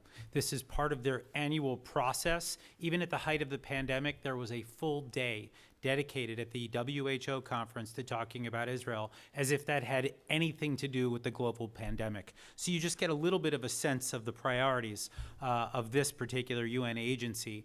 I would also note that right now, we all heard about the Al-Ahli hospital and the attack, or an errant rocket by the Islamic Jihad that created the explosion there. What we're not talking about yet, but what we will be talking about very soon, is the Al-Shifa hospital, which is based in Gaza City. Underneath the Al-Shifa hospital is the Hamas command center. It is several stories deep. We believe that there could be Israeli hostages held there. We believe that there is fuel that's been diverted there. We believe there are rockets down there. And of course, there is the command center that Hamas uses for whatever is left of its fighting force in Gaza right now. How is it that the WHO has not come out and condemned Hamas for what we already know exists beneath this hospital? This would be the time that the WHO should be speaking out, and it makes one wonder why it is that they exist in the first place if they can't come out and speak about something as abhorrent as that. Now, as far as diversion of aid, we are hearing right now, the best reports that I'm getting from Gaza, from Israel, is that the aid that is coming through to the south, which is what the international community has carved out, it is being diverted to the north, where Hamas's military command center is. It is happening in the underground tunnels. UNRWA has not said a thing about this. There is, and I think, as you just heard from Hillel, this is a certain amount of self-censorship, right? The story of Matthias Schmel, is that how you pronounce his name? Yeah. We remember, you know, that he actually, I mean, he ended up having to leave Gaza. He was persona non grata. There's a lesson in there that UNRWA can't speak out about these sorts of things if they want to maintain the access, right? And so what they've done is they've prioritized the mission over the revelation of a lot of key details that I think the world needs to know about. UNRWA has to stop that self-censorship. And by the way, I can just tell you as just an anecdote, a few years ago when I went to visit the southern communities around the Gaza Strip, we actually were able to go into some of the tunnels that had already been exposed, and you could see that there were the bags of cement with the UNRWA logo littered on the floor of these tunnels. So you get a sense of where the building material may have come from. UNHCR, I do believe that this is the only way forward. I know there will be resistance to it, but the point is that for the legitimate refugees that need to get the assistance, let's work through UNHCR. For those that are destitute, for those that are in need of services that right now UNRWA is providing, let's move them over to the Palestinian Authority. Why are we still using the UN when these are basic services that any other government should be providing? It makes no sense. Why did the Palestinians have this and no other people do? The textbooks, I'm going to leave that to people who follow this a lot more closely than I do. The excuse, though, that these are textbooks that come from other places and therefore they don't have influence, that is absolutely not something that anybody should accept. What is taught comes down to the teachers, it comes down to the staff, and of course we know that many of the staff in UNRWA have an affiliation or an affinity for Hamas. That has to change. Thank you. Just a quick maybe a word on a couple of these points on the aid diversion. From 2017 to 2021, I was the manager of something called the Gaza Reconstruction Mechanism, which was a mechanism that was created in the wake of the 2014 war, which to date was the most destructive, and Gaza, of course, pales in comparison to what's happening now. But essentially, we worked with the Palestinian Authority and with the Israeli authorities to facilitate the rebuilding after 2014. The mechanism was functional, and in fact, even after May 2021, the Israelis moved to actually try and strengthen it. As part of their response. So just to say that accounted for the bulk of the reconstruction materials that came in after 2014 for the express purpose of rebuilding, and it had to do with UN doing end-use monitoring, etc. By no means a perfect system, but there were no complaints from the Israelis about that and about the diversion. It's understood that the cement and other materials come from other sources, including a completely unregulated and unchecked border between Egypt and Gaza that has been open since 2018. Just as one example. So that's important to mention. Also, just out of interest, interestingly, and it was of great annoyance to me as an official as a UN official working with the UN Special Coordinator's Office at the time, UNRWA maintained its own mechanism, direct mechanism with the Israelis on the entry of materials. Again, not something that was raised by the Israeli security establishment as an issue. Later on, of course, as part of its these efforts that have now come under great scrutiny on the part of the Netanyahu government to try and support the economy and particularly try and engage indirectly with Hamas, there were efforts to try and support the economy.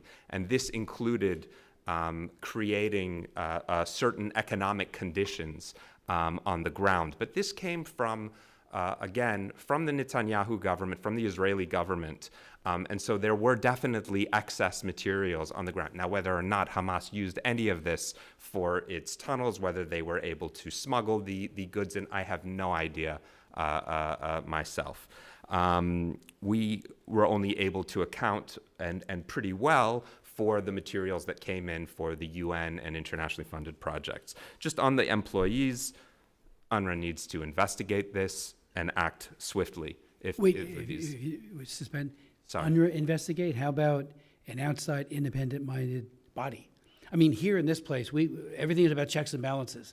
So everything, House, Senate, Republican, Democrat, GAO, which does independent analysis.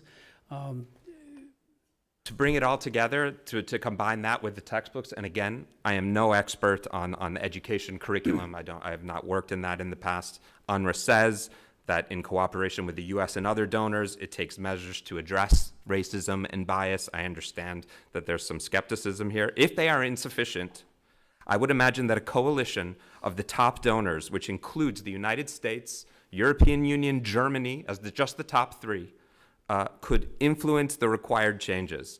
It's a question of political will more than anything, and needs to be done in a multilateral fashion, just because of the nature of UNRWA and the way it works.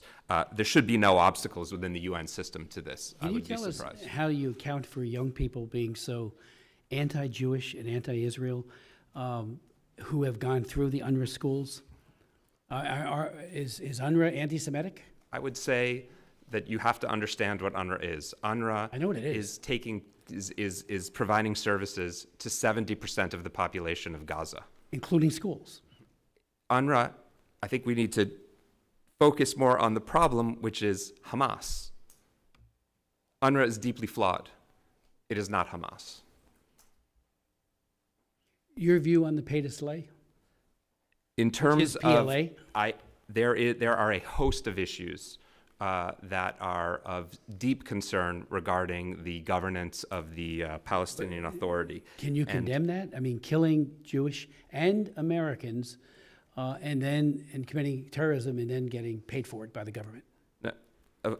Again, I'm putting it just in. Of course, condemn that, but you just putting it into the context of a broader necessity for reform within the Palestinian Authority. There have been many voices that are calling for this, and in particular, I would draw your attention to an article by Salam Fayyad in Foreign Affairs, former Palestinian Prime Minister, who has outlined a number of the vital reforms that are required in order to reinvigorate the Palestinian Authority if there is ever going to be any sort of future peace process or day after Just let me scenario ask you, that can stabilize the situation. Sorry, Mr. Chairman. If a UNRWA teacher Yes. were to be pro-Israel and pro, what would happen to that person? And do you know of any who show a tolerance at least towards Jewish people? I don't know any UNRWA teachers, and I can't answer the question, Mr. Chairman. But I do know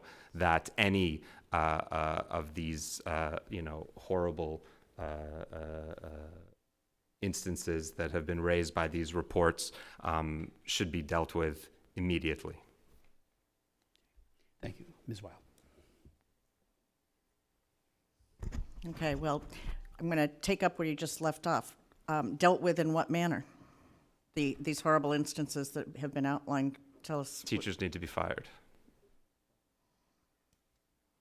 Okay.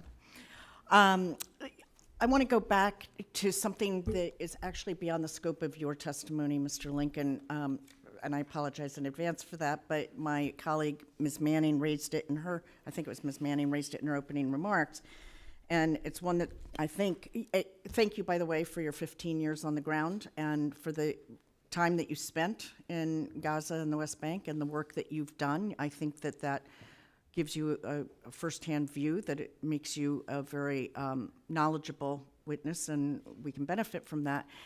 But my question is, why are there still refugee camps in Gaza? As I mentioned in my testimony, and it's a bit strange to say, but the easiest way to get rid of UNRWA and consign it to history is, of course, in the context of a negotiated two-state solution. This was certainly what the framers of the Oslo process, perhaps naively, perhaps wishfully thought when they formed this process around 30 years ago.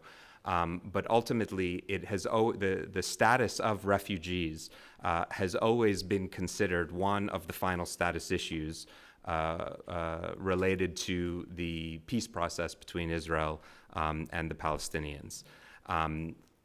In terms of the existence of refugee camps on the ground in places like West Bank and Gaza, it's, of course, these refugee camps are actually have the appearance more of neighborhoods or towns than anything else. They've been there on the ground, as mentioned, for some 74, 75 years. But in terms of the, it's more an issue of the status of these people pending a political resolution to the Israeli-Palestinian conflict. This is, for better or for worse, the mandate that UNRWA has been given by the United Nations. Okay, I understand that's your view. The idea that the refugees of 1948 and 1949 are continuing to be served by UNRWA, I think is, preposterous. And so what we're talking about is successive generations of people who are essentially born into refugee status? Is that what we're talking about? Yes, you're Okay. And you said that 70% of the population of Gaza is provided services by UNRWA. around 1.5 million beneficiaries in Gaza. So, you also made reference in answer to my question about why there are still refugee camps, which you described as neighborhoods. Fair enough, but they're neighborhoods consisting of people who are registered refugees. Yes. Correct. And you described it as being part of the final political process of creating peace in the Middle East, which who knows whether that will ever come. And I'm not here to argue with you by any means. You are here as our witness, but I want you to shed some light on why it is that Israel, which was willing to accept this two-state solution, is now suffering from the effects of the anti-Semitism that even you acknowledge exists in the UN and in UNRWA. And I'm just going to leave that there. You don't need to actually answer that. That's more of a rhetorical question. But I am deeply concerned about the anti-Semitism that we see in the UN and UN agencies. You speak glowingly, and I would agree with you, on the role of former UN Secretary General Kofi Annan and his fight against anti-Semitism. You quoted his statement, which I thought was a beautiful one. But what I'd like to know from you, since you've obviously studied the UN and you've studied Secretary General Annan's shepherding of it, what can be done to eliminate that anti-Semitism as he called for so many years ago? Thank you for the question. The softball question. Sure. No, absolutely. Leadership. Not really. Leadership matters in any organization. It matters at the United Nations as well. And Kofi Annan's words, although they were written some time ago, echoed very strongly throughout the system, and also set an example for the member states and for the member state bodies. It will never, the sort of dichotomy between the United Nations as both the stage and the member state bodies and the actor is one that the stage, unfortunately, is a reflection of the world and a reflection of at least opinions of states. So when we talk about these entities, for example, special rapporteurs, Human Rights Council, as Hillel and others have very, rightly and very strongly brought up some of the deep concerns about how they function. Again, when we say that these are, UN opinions, UN thoughts, or somehow UN resolutions, it's important to understand where they come from. And the leadership that was demonstrated by not just Kofi Annan, but other Secretary Generals in this regard, and Kofi Annan, of course, had no problem calling this out in a very similar way that we heard from the colleagues here today. And he lamented it not only for the anti-Semitism and for the concern that it is, but also that it brought us no closer to peace, and it ultimately did nothing for the Palestinians and their search for self-determination as well. When is the last time the United Nations had a Secretary General who called out anti-Semitism? No, I'm not Are you trying. asking me? Yeah, I'm no. not trying to give you a trick question. I'm just No, curious, Antonio Gutierrez has made some statements to that effect. I think definitely speaking, so definitely from a historical perspective, Kofi Annan sets the standard, and then of course it was continued by his successor, Ban Ki-moon. You have seen similar statements, especially during visits of the current Secretary General to Israel, in which he was, of course, hosted by Prime Minister Netanyahu. I was on the ground supporting that trip, where he made some, very clear statements. I don't have them at hand. So you do hear this, but again, I think that the standard and the ability to relate it specifically to the ongoing conflict and to separate some of these issues out was definitely set by Secretary General Kofi Annan. I'm going to ask one other area, and then I'll pass to my colleagues, but I may come back and ask some more. Obviously, your position is that we need to work to reform and improve UNRWA, not abolish it. I'd be interested to know if you have any specific thoughts about what we do to improve and reform it. I'll just end there. Sure.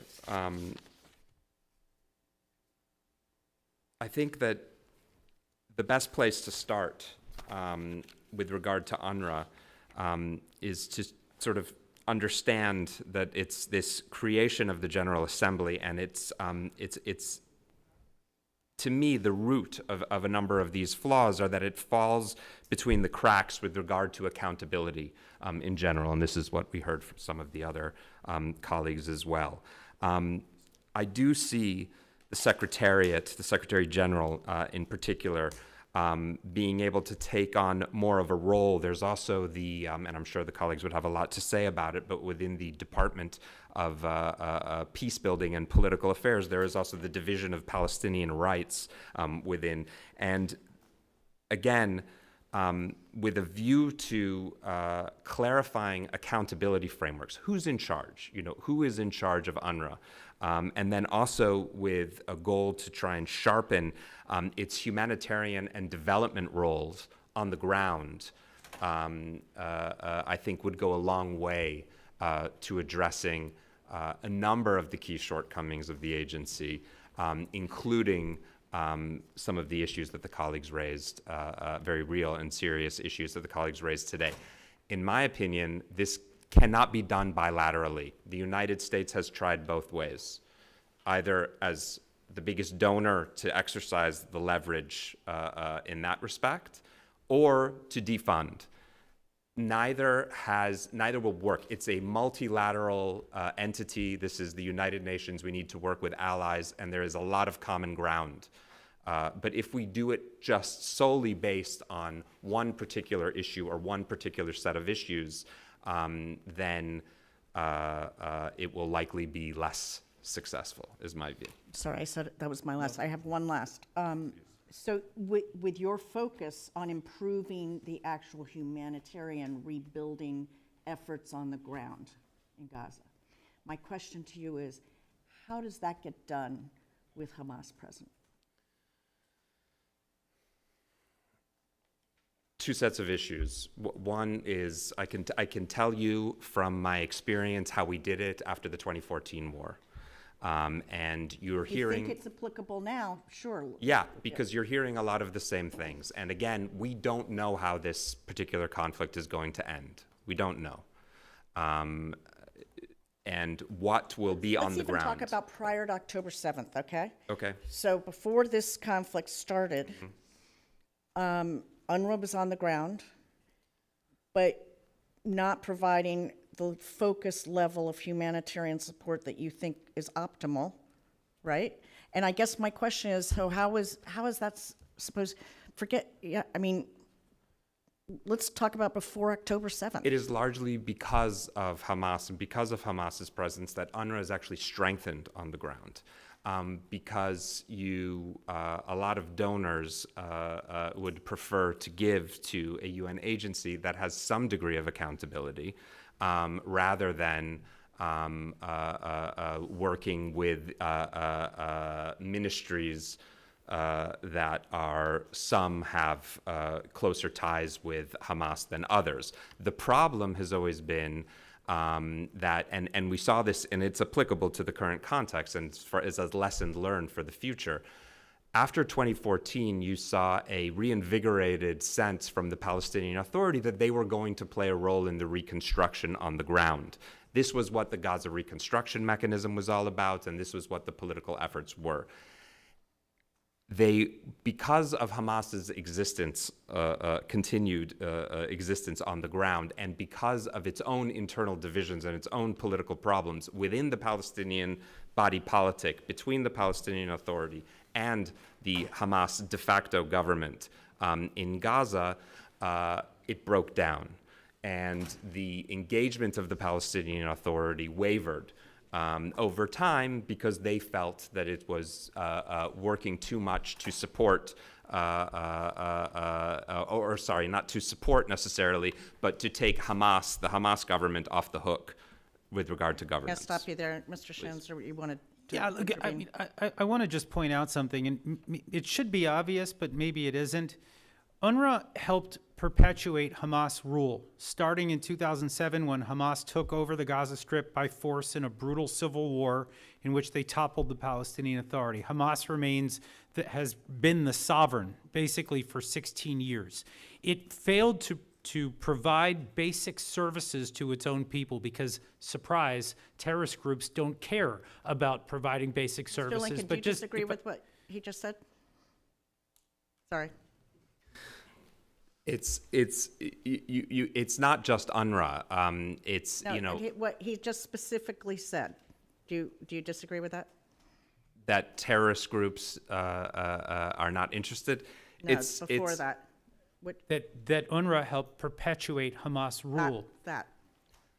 I don't think that that's completely accurate. I think it's far more nuanced. Okay. I'm going to yield to my colleague, Mr. Schneider. I'll yield to him.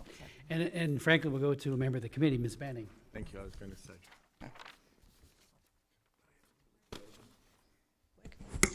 Thank you very much. Mr. Lincoln, UNRWA is meant to provide certain basic services to the population that it serves, such as education and health care. However, in meetings with members and staff, some UNRWA officials seem to believe that they are there to perpetuate the right of return. In your view, what is the proper role of UNRWA? UNRWA is not there to perpetuate the right of return. If some of the individuals are from the organization are stating so, then that's not correct. Of course, there has been over time a politicization of its mandate, exactly as you have laid out. And again, this is something that has been perpetuated through the Palestinian Authority's textbooks and other means. So what should we be doing to focus UNRWA on what its mandate is and not what its mandate should not be?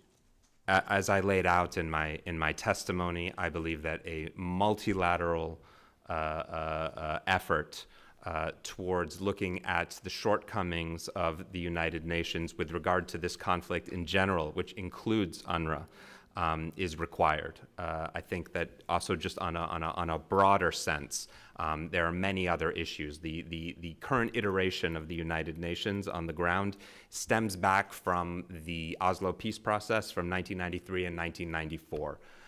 There are aspects of it that no longer make sense. So let me go a step further. How would you assess UNRWA, UNESCO, the UN Human Rights Council, other agencies in terms of their fidelity to the UN's own principles of neutrality and tolerance? I'm not familiar with all of them. We're talking about some actors on the ground, some member state bodies whose positions are defined by states, like UNESCO. So it's a little bit difficult to compare all of those together. The problem, as I mentioned, and I think that, again, we're talking about a somewhat of a systemic problem, is that in 1994, there was a division of responsibility, more or less, for the peace process. The United States was in charge of the negotiations. The European Union and others, including the United Nations, were asked by the parties and the United States to engage on the ground and support the development of Palestinian institutions and support the Palestinian people. Now, with a peace process collapsed, especially in light of the current conflict, the United Nations has the appearance less of a conflict resolution mechanism and more of an advocate, perhaps, of one side. This needs to be updated because of the situation. But again, if and when, and you hear this also from the administration on the need to reinvigorate a peace process in the wake of all of this horrible carnage that we see on the ground, you can better believe that the UN will be asked to play a role. What role that is, whether it's a circumscribed role, whether it's a greater role or not, of course, depends on a number of factors, including how the war continues and how it ends. So there were remarks that were made by a Hamas political wing leader that were shown on TV, on the news, where he stated that it was the responsibility of Hamas to fight against Israel and to protect its fighters with their underground tunnels. And in response to questions, he said that they did not have a responsibility to allow the people, the Palestinian people, to get shelter from attacks in those tunnels, that the responsibility of the Palestinian people was solely held by the United Nations. Can you comment on that? And can you also help us understand, has there ever been a comprehensive review of the population that UNRWA serves to identify how many people actually meet the UN High Commissioner for Refugees' definition of a refugee? Just on your last point, I'm not familiar with that aspect, and again, I should clarify for the committee, I'm not and have not ever been a staff member of UNRWA. I worked for a different part of the UN, but I will say that the comment that you mentioned from the I believe it was Musa Abu Marzouk from Hamas. This is a very common perception. Held not just by Hamas, but by Palestinian political bodies in general. And it's primarily a misunderstanding of the UN's role on the ground. Of course, there are a number of UN agencies that operate similar to how UN agencies operate anywhere in the world, that support systems on the ground to provide services to the population. And in the West Bank and Gaza, you have 22 of them.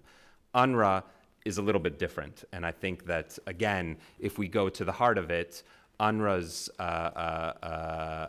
mode of operation and its sort of direct service model is what sets it apart, and in some ways is what is at the root of some of the issues that a wide array of donors have been concerned with for many years. So you would agree that the comment made by that Hamas leader of the political wing is wrong, that it is the responsibility of the elected government to take care of the Palestinian people who live in Gaza?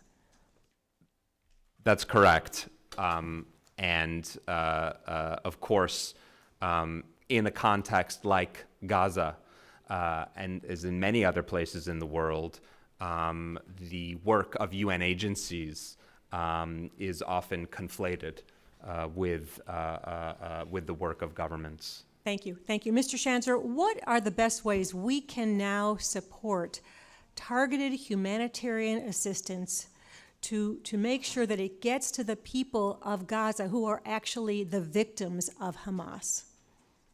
It's a good question. During the war itself, what we have right now is the southern part of the Gaza Strip, which has been sort of cordoned off. The problem right now is diversion from the south to the north. Unfortunately, there's probably going to need to be some sort of military solution to destroy those tunnels so that the aid stays in the south and doesn't get diverted to Hamas in the north. I don't know how else to do it because UNRWA is not stopping it, and nor are the people on the ground. So there is a huge problem. I think I can't even tell you what the percentage is of the goods that are coming through that are being passed underground to the north, but it's a serious problem. And does UNRWA have the ability to stop the confiscation of those goods by Hamas? This is what we were talking about. I mean, first of all, you don't see people walking around sort of armed, right? From UNRWA, they're not there to confront anybody. That's not their job, right? Their job is to just simply provide services to the people that they deem to be qualified as Palestinian refugees, which of course has ballooned beyond any reasonable expectation. But the question really is whether UNRWA can speak out about it. And again, I mentioned this during the prepared remarks. There is a tendency among UNRWA staff to want to sweep these sorts of things under the rug in order to continue their mission. So in other words, in order to continue to provide the goods and services that they want to provide to the people of Gaza, they will pretend not to see these sorts of crimes taking place, and this makes UNRWA complicit in everything that Hamas is doing, and that is why it needs to be dismantled. Mr. Neuer, what has the UN done to condemn Hamas and call for the release of the 240 hostages, including citizens of dozens of countries? These are not just Israelis, these are not just Americans, these are citizens of dozens of countries. What has the UN done to condemn that, to call for the release of the hostages, and frankly, to work for the release of the hostages? Thank you, Member of Congress. I have heard a number of UN statements that have condemned Hamas's actions, but these really have been the tiny minority, and they have not had the vigor and prominence and energy that the UN's other statements on the situation have had.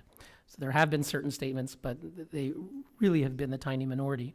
The bulk of their statements, as I mentioned in my initial remarks, have been focused at pointing the finger at Israel, expressly or by implication. Certainly the UN has tremendous ability and leverage to press for the release of the hostages. The Secretary General has a bully pulpit. The other UN agencies are present on the ground in Gaza and in the territories.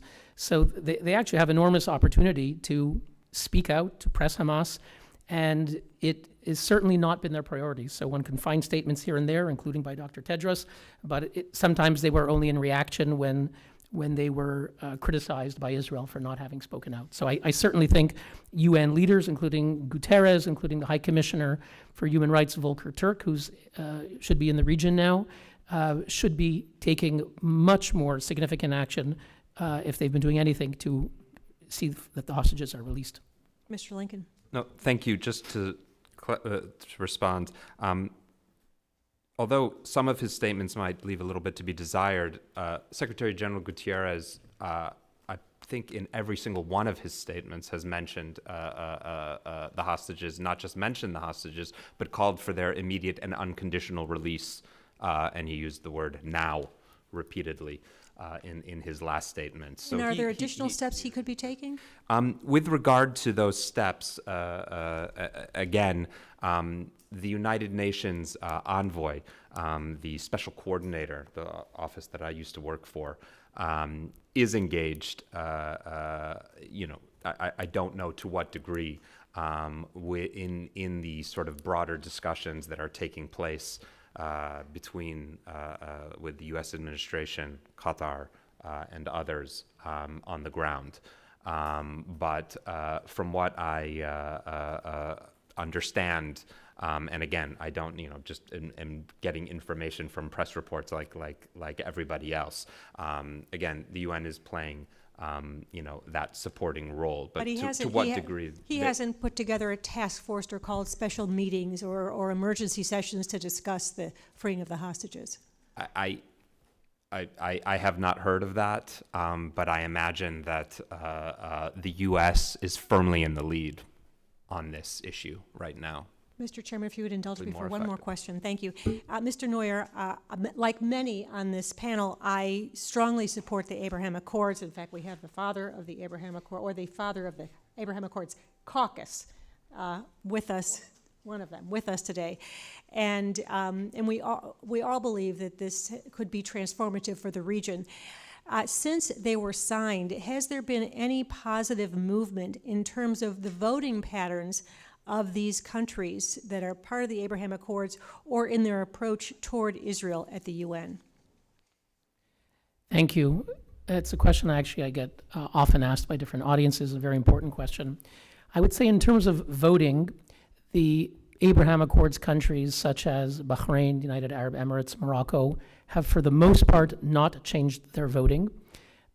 With one exception, a year or two ago, Bahrain was absent during a vote against Israel, and the Palestinians were upset about that, and I think summoned the Bahraini ambassador to complain about that. So that was maybe one instance. But in general, we have not seen voting changes, and these countries vote with the Arab world consistently against Israel, which is unfortunate. However, there have been a number of instances that are less than voting, but which are significant actions that have showed a change of tone. I will speak from my experience in Geneva. At least once, and I believe already twice, there have been statements made, for example, by the Deputy Ambassador of the United Arab Emirates, who took the floor at the UN in Geneva to give a statement on behalf of all the Abraham Accords countries, the Emirates, Bahrain, Morocco, America, and Israel, a joint statement dealing with some technical matters. But that was something that, for me, was unprecedented, to see an Arab country take the floor and give a joint statement with Israel on something positive, which was a very welcome development. So there have been a few statements and other atmospherics, I would say, both in New York and Geneva, and certainly bilaterally, those countries have improved their approach toward Israel in various other meetings and so forth. Thank you very much. Thank you, Mr. Chairman. I appreciate it. And thank you to all of our witnesses today. I yield to my good friend and colleague, Brad Stutter. Thank you, Mr. Chairman. And again, I want to thank the witnesses for being here today and your patience throughout this hearing. Maybe to just demonstrate that I paid attention in Sunday school, but also to make a historical point, because I do want to talk about history. In synagogues around the world this week, two things are going to be universal. On the one hand, there are going to be armed guards outside every one of those synagogues for fear of anti-Semitism and violence. We saw it in Pittsburgh in a horrific attack that killed people as they prayed, but we're now seeing it around the world, and you're going to have that security, and that's part of what we're talking about here. But inside those synagogues, every single one, they're going to be reading from the Torah. And the Torah portion they'll be reading from is Chayei Sarah. And it's an ironically named section of the Torah, the 5 books of Moses, because Chayei Sarah means the life of Sarah. But it starts with the death of Sarah. And why it's interesting in the context of this hearing, upon Sarah, the wife of Abraham, dying, Abraham buys, in the Torah, tells the story of Abraham buying a place to bury his wife.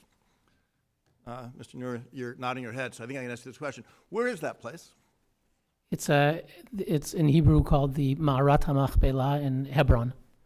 And it's indeed, I read the Torah last week in advance of this week during Mincha on Shabbat, and saw how lengthy that portion is, describing when Abraham purchases that portion of land in Hebron. There was a deed. That's not what I'm here to go through. My point I want to make is that the Jews have connection to this land. Hebron, for those who aren't aware, is a city in the West Bank. Jews lived in that city from the time of Abraham until 1929.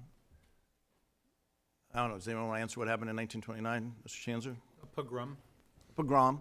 Arabs massacred the Jews of Hebron. Those that weren't killed left. We can talk about all those things. I'm not using it to make one side or the other. My point is that Jews have lived in the land of Israel for 3,000 years. And I think that's an important thing to note. These are not colonialists who came from Europe. In fact, today, many of the Jews, the majority of Jews who live in Israel, can trace their roots not to Europe, but to countries like Libya and Iraq, Yemen, other places. But they have a connection that dates back 3,000 years. I could go through the history, talk 1917. If I say that, we're talking about the Balfour Declaration. I can talk about 1947, and why don't I pause there for a second? Because in November 1947, Mr. Lincoln worked at the UN. What happened in November 1947? General Assembly passed Resolution 181. Which General Assembly? The UN General The Assembly. United Nations General Assembly, partitioning the land for a Jewish state and an Arab state. And what happened was the Jews of the time, though that state did not include Jerusalem, did not include Hebron, the Jews said yes, and the Arabs said no. So jump ahead a few months, May 15th, 1948, Jews declared their state when the British left and turned over the mandate. That is the state of Israel. Palestinians who were offered a state instead declared war. There's a pattern here that I'm going to get to in a second.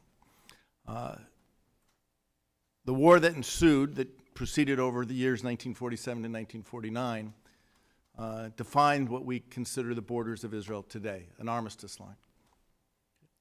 In 1956, there was another war. Israel occupied territory and returned that territory. In 1967, importantly, there was another war between Israel, Egypt, Syria. Israelis said to King Hussein of Jordan, please don't attack. If you don't attack us, we won't attack you. But King Hussein felt the pressure from the Arab world and attacked. The outcome of that was Israel control over the West Bank and Gaza. It's important to get us to where we are today. But there was a conference of the Arab League in Khartoum, famous for 3 responses. Mr. Schanzer, you're shaking your head, so I'll turn it to you. What were the 3 responses? They were the 3 no's: no recognition, no diplomacy, no peace. Israel offered to return the West Bank and Gaza, and the Arabs said no. Not once, but 3 times. I remember very well when Anwar Sadat went to Jerusalem, made peace with Israel, a peace that stands today. I remember September of 1993 when Yitzhak Rabin and Yasser Arafat signed the Oslo Accords on the White House lawn. A year later, Israel signed a peace agreement with Jordan. As my colleague talked about, we had the Abraham Accords. Abraham Accords, which for the first time, and I've been talking about this a lot, and these aren't my words, the words of Tal Becker, one of the negotiators, said the Abraham Accords recognize that both Israelis, or both Jews and Arabs, belong to the same land. Jews going back thousands of years, Arabs going back thousands of years. They belong to this land. And what the Abraham Accords recognize is that by embracing each other, by recognizing the humanity and the connection that both have to the same place, both can elevate the place and their peoples. And that's what the Abraham Accords were about. And that's what was happening as Israel was making progress with Saudi Arabia. And there were certain groups and states that said, no, we can't do this, namely Iran and its proxies. The attack on October 7th, the heinous attack on October 7th, had as much to do about scuttling the progress being made with Saudi Arabia as anything else. And that's why it's so depressing to me that the UN has been virtually absent in its role. And Mr. Lincoln, you've talked about this. The UN could be doing so much, but it has failed to step up at a time of great need. If I come back to what we're talking about, we've said here, Mr. Lincoln, you said UNRWA is the only option. My colleague, Ms. Wild, asked, why are there refugee camps in Gaza? I asked the same question. Why are there refugee camps in Gaza? Israel didn't occupy Gaza in 1948. Egypt did. And yet the Palestinians were left to be in squalor in camps. Israel controlled Gaza from 1967, not until October of 2023, but until August of 2005. In August of 2005, Israel left, not leaving a single soldier or civilian inside Gaza, and turned complete control over to the Palestinian Authority. And Mr. Schanzer, you pointed out very clearly in a civil war, a brutal civil war in which people were thrown off of buildings and executed in front of their families. Hamas took over Gaza, and those that weren't killed from Fatah left to go to the West Bank. But since 2007, when Hamas took over, Israel hasn't controlled Gaza, Egypt hasn't controlled Gaza, the UN hasn't controlled Gaza, and yet there are still refugee camps. I think the number I saw is 1.7 million of the 2.2 million people who live in Gaza are considered refugees. How is that possible in a place controlled by first the Palestinian Authority and then Hamas since 2005, that these people are still refugees? I think that is the question we have. And Mr. Schanzer, you said it very well. Hamas is empowered by the fecklessness of UNRWA. I think UNRWA has to go. But I think the work UNRWA is charged to do has to be done. So I'm not calling for the immediate elimination of UNRWA. What I'm saying is let's find people who are willing to do the necessary work to help and lift up the people of Gaza, to take them out of the squalor of refugee camps, to put them into cities and communities with schools, hospitals, playgrounds, jobs that will give them the same thing we want for all of our kids. So, Mr. Neuer, I'll ask you, what's it going to take to make sure that the services UNRWA is supposed to be providing get provided in a way that doesn't threaten Israel and lifts up the Palestinian people? Thank you. I think that, well, first, I agree with everything that you just said. And one of the challenges is that although my colleague, Mr. Lincoln, said that UNRWA is not meant to promote the right of return, that is certainly not what the entire spectrum of Palestinian factions believe. They have said continuously that they see UNRWA as having a political purpose. So while the UN says it's a humanitarian agency, for the Palestinians it's a political purpose, and it's to sustain their grievance. And there have been Israelis who thought, and I mean the Israeli establishment, who thought that UNRWA was a solution because it provided short-term stability. But when the message of UNRWA is indeed return, that all the Palestinians will go back to undo Israel. And I think what we saw on October 7th was, if we thought that UNRWA was providing short-term stability, it seems very likely to have promoted the idea that when Palestinians get aid, whether it's cement, they're not going to build the playgrounds that you mentioned, the homes, the hospitals, and schools in Gaza, because that's not their home. What they're told, and we saw it with the 3,000 terrorists who infiltrated to Israel, they've been told that their home is in Tel Aviv, in Jaffa, in Haifa, and so forth, going back to 1948 to undo Israel. So I think there is a core problem with UNRWA. The Palestinians see it as something that sustains their political grievances, and on October 7th, I think we saw what it leads to. How we're going to make change on the ground going forward to see that aid will not get diverted, I do not have the answer. I think we're going to have to see what the situation looks like. Obviously, the Palestinian Authority is being mentioned. Let's not forget that Abbas, just about a month ago, maybe a bit more, was condemned by the international community for justifying Hitler. So the PA is no great solution, but Israel may have to pick between several bad solutions. So we're going to have to wait to see what happens on the ground. But I don't know how we're going to prevent aid from being diverted, certainly as long as Hamas is alive and functioning. Mr. Lincoln, you mentioned Salam Fayyad. Before I asked you what he did before, what's he doing now? Don't know. He's a professor at Princeton. Okay, he's a professor. Yeah. You mentioned the name Salam Fayyad, and many of us who have been around this place for a long time will start nodding our head. Many of the people who have been watching the situation in Israel are start nodding our head. What was Mr. Fayyad's position in the PA? Prime Minister. He was the Prime Minister of the PA. What did he focus on during his time as Prime Minister? Institutional reform. Creating the institutions of democracy and governance that would lift up the Palestinian people. What happened? He left after he was more or less pushed out by President Abbas. He was pushed out, and that is the challenge we face. So, Mr. Neuer, you talk about the PA, which I believe, if we're going to see a future, it has to be one that involves the PA in Gaza. Abbas is a problem. There's two Abbases, right? Mahmoud Abbas is a problem. Mansour Abbas, the Israeli Abbas, is a hero. Thank you.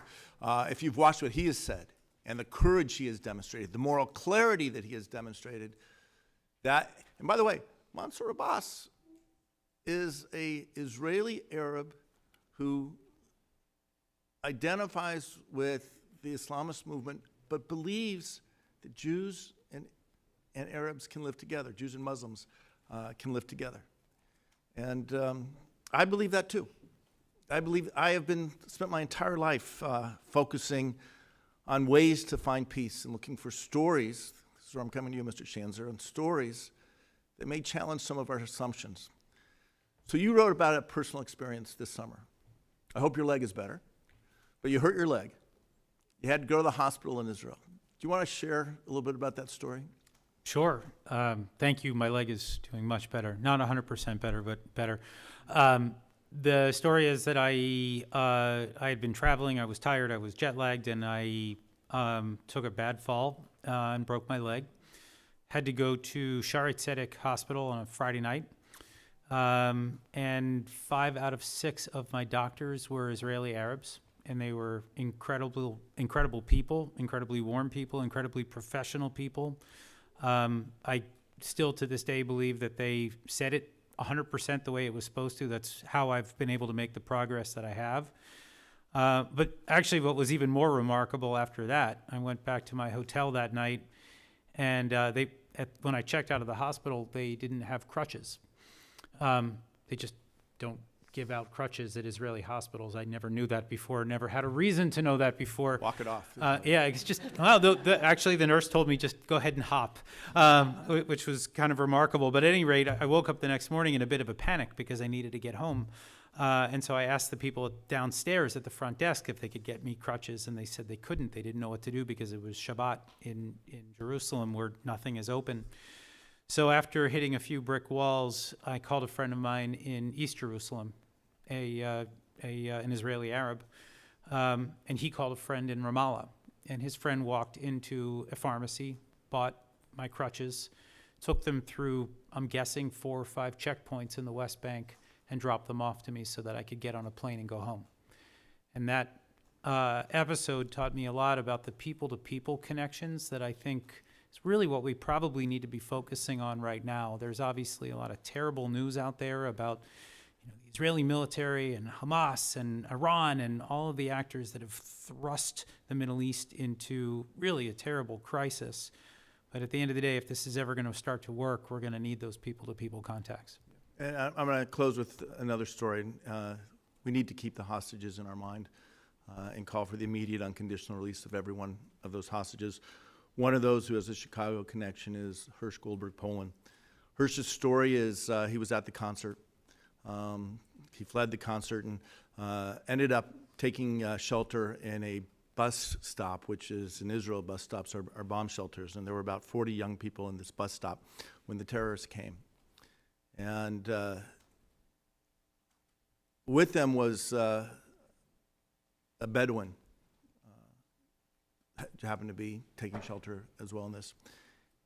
And as the story is related by Hirsch's mother, Rachel Goldberg, at the UN, by the way. And if you haven't seen it, I commend the speech she gave at the UN. She tells a story about this Bedouin who steps out and says, "It's all my family in here." Doesn't know these people, doesn't know who they are, just knows that they are in danger. And this Muslim sees these people as his brother or family and says, "This is my family, we're okay." And the terrorists then, as Rachel tells the story, proceeded to beat this person. Don't know what happened to him, if he survived or was killed, threw grenades into the bus stop. Most of the people were killed. Hirsch lost his arm, was able to tie off a tourniquet, and has been taken hostage into Gaza. I am one of the founders of the bipartisan bicameral Abraham Accords Caucus.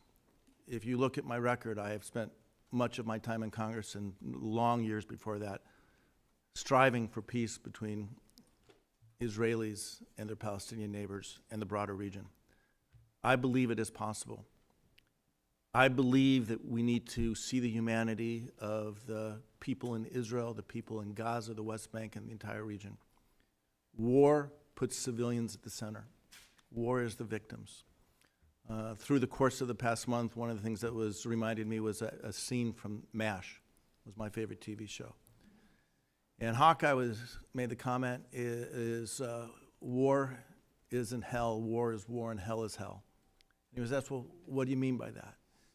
He says, in hell, there are only sinners. But in war, it's the innocent people. The people who want nothing but to live, to raise their children, to look to a future, who have no voice in deciding whether or not Hamas was going to violate an 870-day-old ceasefire with a horrific massacre of 1,400 innocent people in Israel, and holding the population of Gaza as human shields as Israel does what it must to secure its border and rescue its hostages. Mr. Schanzer, thank you for your story, because what we know is that good people striving for peace can find a way to help each other, to go through difficult challenges in the pursuit of making a difference in someone else's lives. I pray we get to a peace in Gaza as soon as possible. But there will be no peace as long as Hamas holds 240 people hostage. No peace as long as Hamas continues to see over the population of Gaza as they have since 2007. And no peace as long as Hamas is able to threaten Israel with their vision of the destruction of the state and the murder of Jewish people. We need the UN to step up. Mr. Chair, thank you for having this hearing and making sure we can get this message out. Madeleine Albright said a long time ago, I heard her say it, is, as bad as the UN is, I can only imagine how much worse the world would be without it. I pray we can replace UNRWA with groups, governments, people who can do the important work and can stand up to the terrorists and the people who are holding the Palestinian people back. With that, I yield. Thank you. Thank you, Brad, so very much. Let me just ask a couple of final questions, and thank you for your time, but above all for your expertise and leadership. The first, and I mentioned this earlier about the Washington Free Beacon story, and you mentioned Francesco Albanese as well, an article by Charles Hillel. And she points out, he points out, I should say, that this special rapporteur for Palestinian territories has said Israel has no right to self-defense, and talks about how it's contrary to Article 51. It doesn't include the right to defend itself against Hamas. And without objection, I would ask that this article be made a part of the record, because it just highlights, you're supposed to just sit there and allow people to be slaughtered without taking an effort to counter it, which is what Israel is doing. So I'm wondering how all three of you might respond to Albanese's, what I think is a very, very horrible statement that she has made. Secondly, I remember when Yasser Arafat was discovered that he had hoarded all kinds of finances, monies. The IMF even found that he had $900 million that had been donated. He put into his own bank accounts between the year 1995 and 2002. And now we find, and I would ask, I was consent without objection, that this article, Hamas' top 3 leaders are worth a staggering $11 billion. Now, at a time, as Brad said, and others have said, and I'm saying it too, people are living in squalor and poverty at or below poverty level in Gaza. How is it that these 3 individuals are worth a staggering $11 billion? Why isn't that money being conveyed to the people in Gaza and elsewhere, other Palestinians. Your thoughts on that? Because I think that's outrageous. And again, it follows the line of Arafat. I mean, when that came out about him, I didn't expect that. You know, I didn't like a lot of his policies, but I never thought he was hoarding money and making money from donations that were coming in. Let me ask you again, do UNRWA schools, Mr. Lincoln, if you could answer this, do they promote violence against Jews?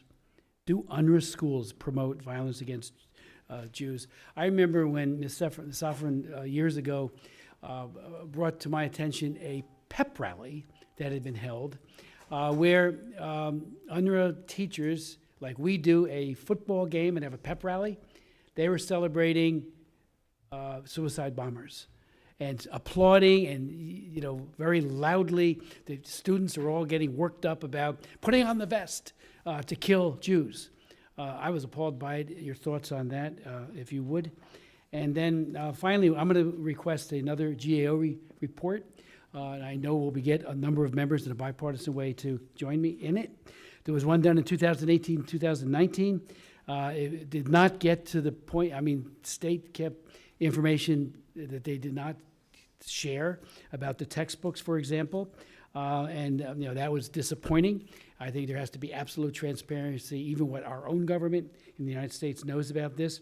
But even the UN, you know, there was concerns about what was raised as well. So we'll be asking for that. And I do want to, again, thank, I only did it very quickly before. You know, I'm the author of the bill that established the H.R.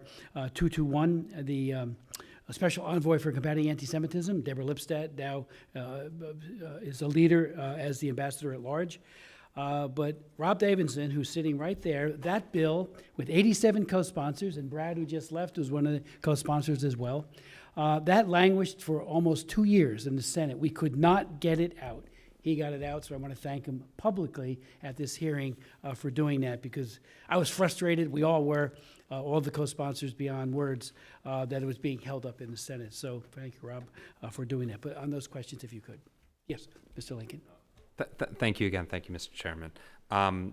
Perhaps on the special rapporteur, problematic and unhelpful, to say the least. Again, this is part of a general dysfunction that you see with regard to this conflict that I think that is something that, again, in the context of a renewed, maybe reinvigorated approach to the United Nations that can be dealt with. But again, these are the comments of a special rapporteur coming from the Human Rights Council. So I think we just need to narrow down on the root of that problem. These are not the statements of an official from the UN Secretariat, for example. So we just need to put that into context. But it is the UN system, and it's member states appointed. I think we need to get to the root of it. We have a diplomatic service. We have a State Department that needs to engage with the different entities that are making these votes and making these appointments. See, I think that's a distinction without a difference when you talk about, I mean, when the average person and even somebody who is very well acquainted with all this hears that, that becomes like, you know, that's coming out of, she's the special rapporteur. No, of course. And from human rights, I mean, to me, that's appalling that she would say that. The article on Hamas, I'm not aware of it. I would interested to read it. Very shocking. I share your sentiments. In terms of, again, on the education curriculum, I'm not an expert. I know nothing of the education curriculum. I do know that this is a decades-long discussion that we've been having here, and I have suggested that through a multilateral engagement, again, with the top donors of UNRWA, that a concerted effort on changing these textbooks, to me, would seem possible. It seems we've never tried that. You have to have people to monitor the classrooms, because the teachers themselves are so full of hate towards Jews that even if you had the right textbooks, it would be conveyed. Thank you. Thank you. I'll just address two things that you put into that multifaceted question. Maybe it's just instructive to just read a small passage from my written testimony about Francesca Albanese. She blamed Israel for a Palestinian terrorist attack that left 6 Israelis and 1 Ukrainian dead in February of 2023. In July, she released a report where she dismissed Israeli security needs, called for punitive actions against Israel, and justified terrorism against Israelis. And this, of course, won the praise of Hamas. She wrote that Palestinians continuously rebel against their prison wardens, and she justified the October 7th attack, framing it as a response to Israeli aggression. I could go on, but the point is that we knew her ideology before she was appointed to this position. And she has said back in 2014 that she believed that the United States was, quote, subjugated by the Jewish lobby, end quote. This is the person that was just named and is in this position of power. She needs to be removed. And I think, yes, 100%, there's no reason to keep her. I don't care what the process was of getting her into that chair. She needs to be moved out of it. Now, as for the $11 billion, I've seen a lot of reports on this. I'm a former terrorism finance tracker. That number has gone up significantly over the years. For a while, it was at the tens of millions, and then it was hundreds of millions, and now we're up to billions. The key to all of that, if you want to know how these guys even maintain bank accounts, they live in Qatar, a major non-NATO ally that has a huge amount of lobby power that they deploy here on Capitol Hill. The Qataris have been exposed during this most recent conflict. We can see them for exactly who they are. They try to play arsonist and firefighter. They host a large headquarters of Hamas in their country, and now they're trying to work with the United States and use their good offices to try to get the hostages released. I don't buy it for a minute. They are part of the Hamas axis, and they need to be called out. I would even suggest here that they be stripped of their major non-NATO ally status here in the United States. Thank you, Mr. Chairman. Concerning Francesca Albanese, I certainly agree that she needs to be removed. She is in violation of the UN Human Rights Council's own code of conduct regarding special rapporteurs. They're meant to be impartial and objective, and she is nothing of the sort. She's even acknowledged it at various points. Now, it was said by my colleague on the panel that she's not a member of the Secretariat. She's appointed by the Council. And that may be true. Certainly, I believe she should be removed. But the problem that she demonstrates is also found, regrettably, within the Secretariat itself. I mentioned in my remarks the case of Craig Mohiber, who is based in New York, but had been previously in Geneva and previously also worked for the Secretariat in Gaza. He's someone on his social media accounts who was supposed to be a neutral UN official. That's his solemn commitment. Repeatedly accused Israel of apartheid, genocide, ethnic cleansing, you name it, portrayed Israel as evil. He was a leading member of the UN Secretariat in New York. And in addition, I would say that in the current conflict, we're seeing members of the Secretariat based in East Jerusalem, based in Gaza, who are extremely partisan. I've spoken with members of UN Secretariat who are appalled to see how many of their colleagues are not neutral in the slightest, people who've been in other duty stations who did not see the same kind of levels of partisanship, and that is something that needs to be investigated. Finally, I would say that UN officials, regarding whether Israel has the right to self-defense, Albanese said Israel does not have the right to self-defense. We've seen repeatedly how certain UN officials have created a separate interpretation of international law for Israel. There's international law, how it works for the world and then for Israel. And the notion that Israel does not have a right to defend itself from a Hamas massacre of thousands of its own people is absurd.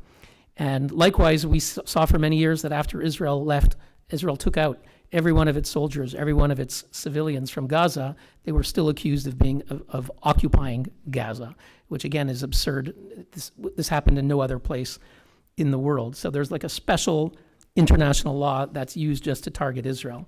And we've seen UN officials recently, the Secretary General, it is true that he has spoken out on the hostages, but if you look at his statements that are seen by millions, on his tweets, on his Instagram posts, his social media, the vast majority, if not all of them, are focused on Palestinian suffering, where Israel is blamed expressly or by implication. The statements about the hostages, which he has made, do not get by far equal amount of prominence. It's not where his emotional energy is invested. And what we do see is that UN officials have repeatedly said, yes, 1,400 people were massacred by Hamas, but now thousands of Palestinians are killed. And that argument was made before. It was made actually in the Nuremberg trials, when the Einsatzgruppen, the Nazi death squads that moved around in Europe and killed 1 million Jews and 1 million others, when they were brought to justice at Nuremberg, they said one of their arguments was the Dresden defense. Say, yes, we may have done these killings, but you, the Allies, you killed civilians when you bombed Dresden and other cities. And that was wholly rejected by the Nuremberg court. The notion that, which this Nazi defendant was trying to make, that the deliberate and purposeful killing of civilians was equal to the taking of civilian lives that is undesired, unintended, and unavoidable, was absolutely rejected. Those are completely two different things. And that is the essence of civilization, is to distinguish between those two. And sadly, at the United Nations, we are seeing this scandalous Dresden defense being brought up again and again to equate the purposeful, deliberate killing of civilians, which is a crime, to equate it with taking of civilian lives, as I said, that is undesired, unintended, but unavoidable. That should be rejected completely. Thank you very much. Just one final question to you, Mr. Lincoln. You heard Dr. Schanzer and Hillel Neuer say that Francesco Albanese ought to be fired. Do you agree? As I said, I found her statements deeply problematic, and so if this was again, it comes to the question of accountability. So I don't even know how you go about firing. You would have to ask the Human Rights Council to do that. But if you had the ability to do if I had the ability, yes, absolutely. Thank you so much. Anything else you'd like to add before we close? Thank you so very, very much. And thank you for this time commitment you've given, which you do all the time, but for the sake of our subcommittee. This hearing is adjourned.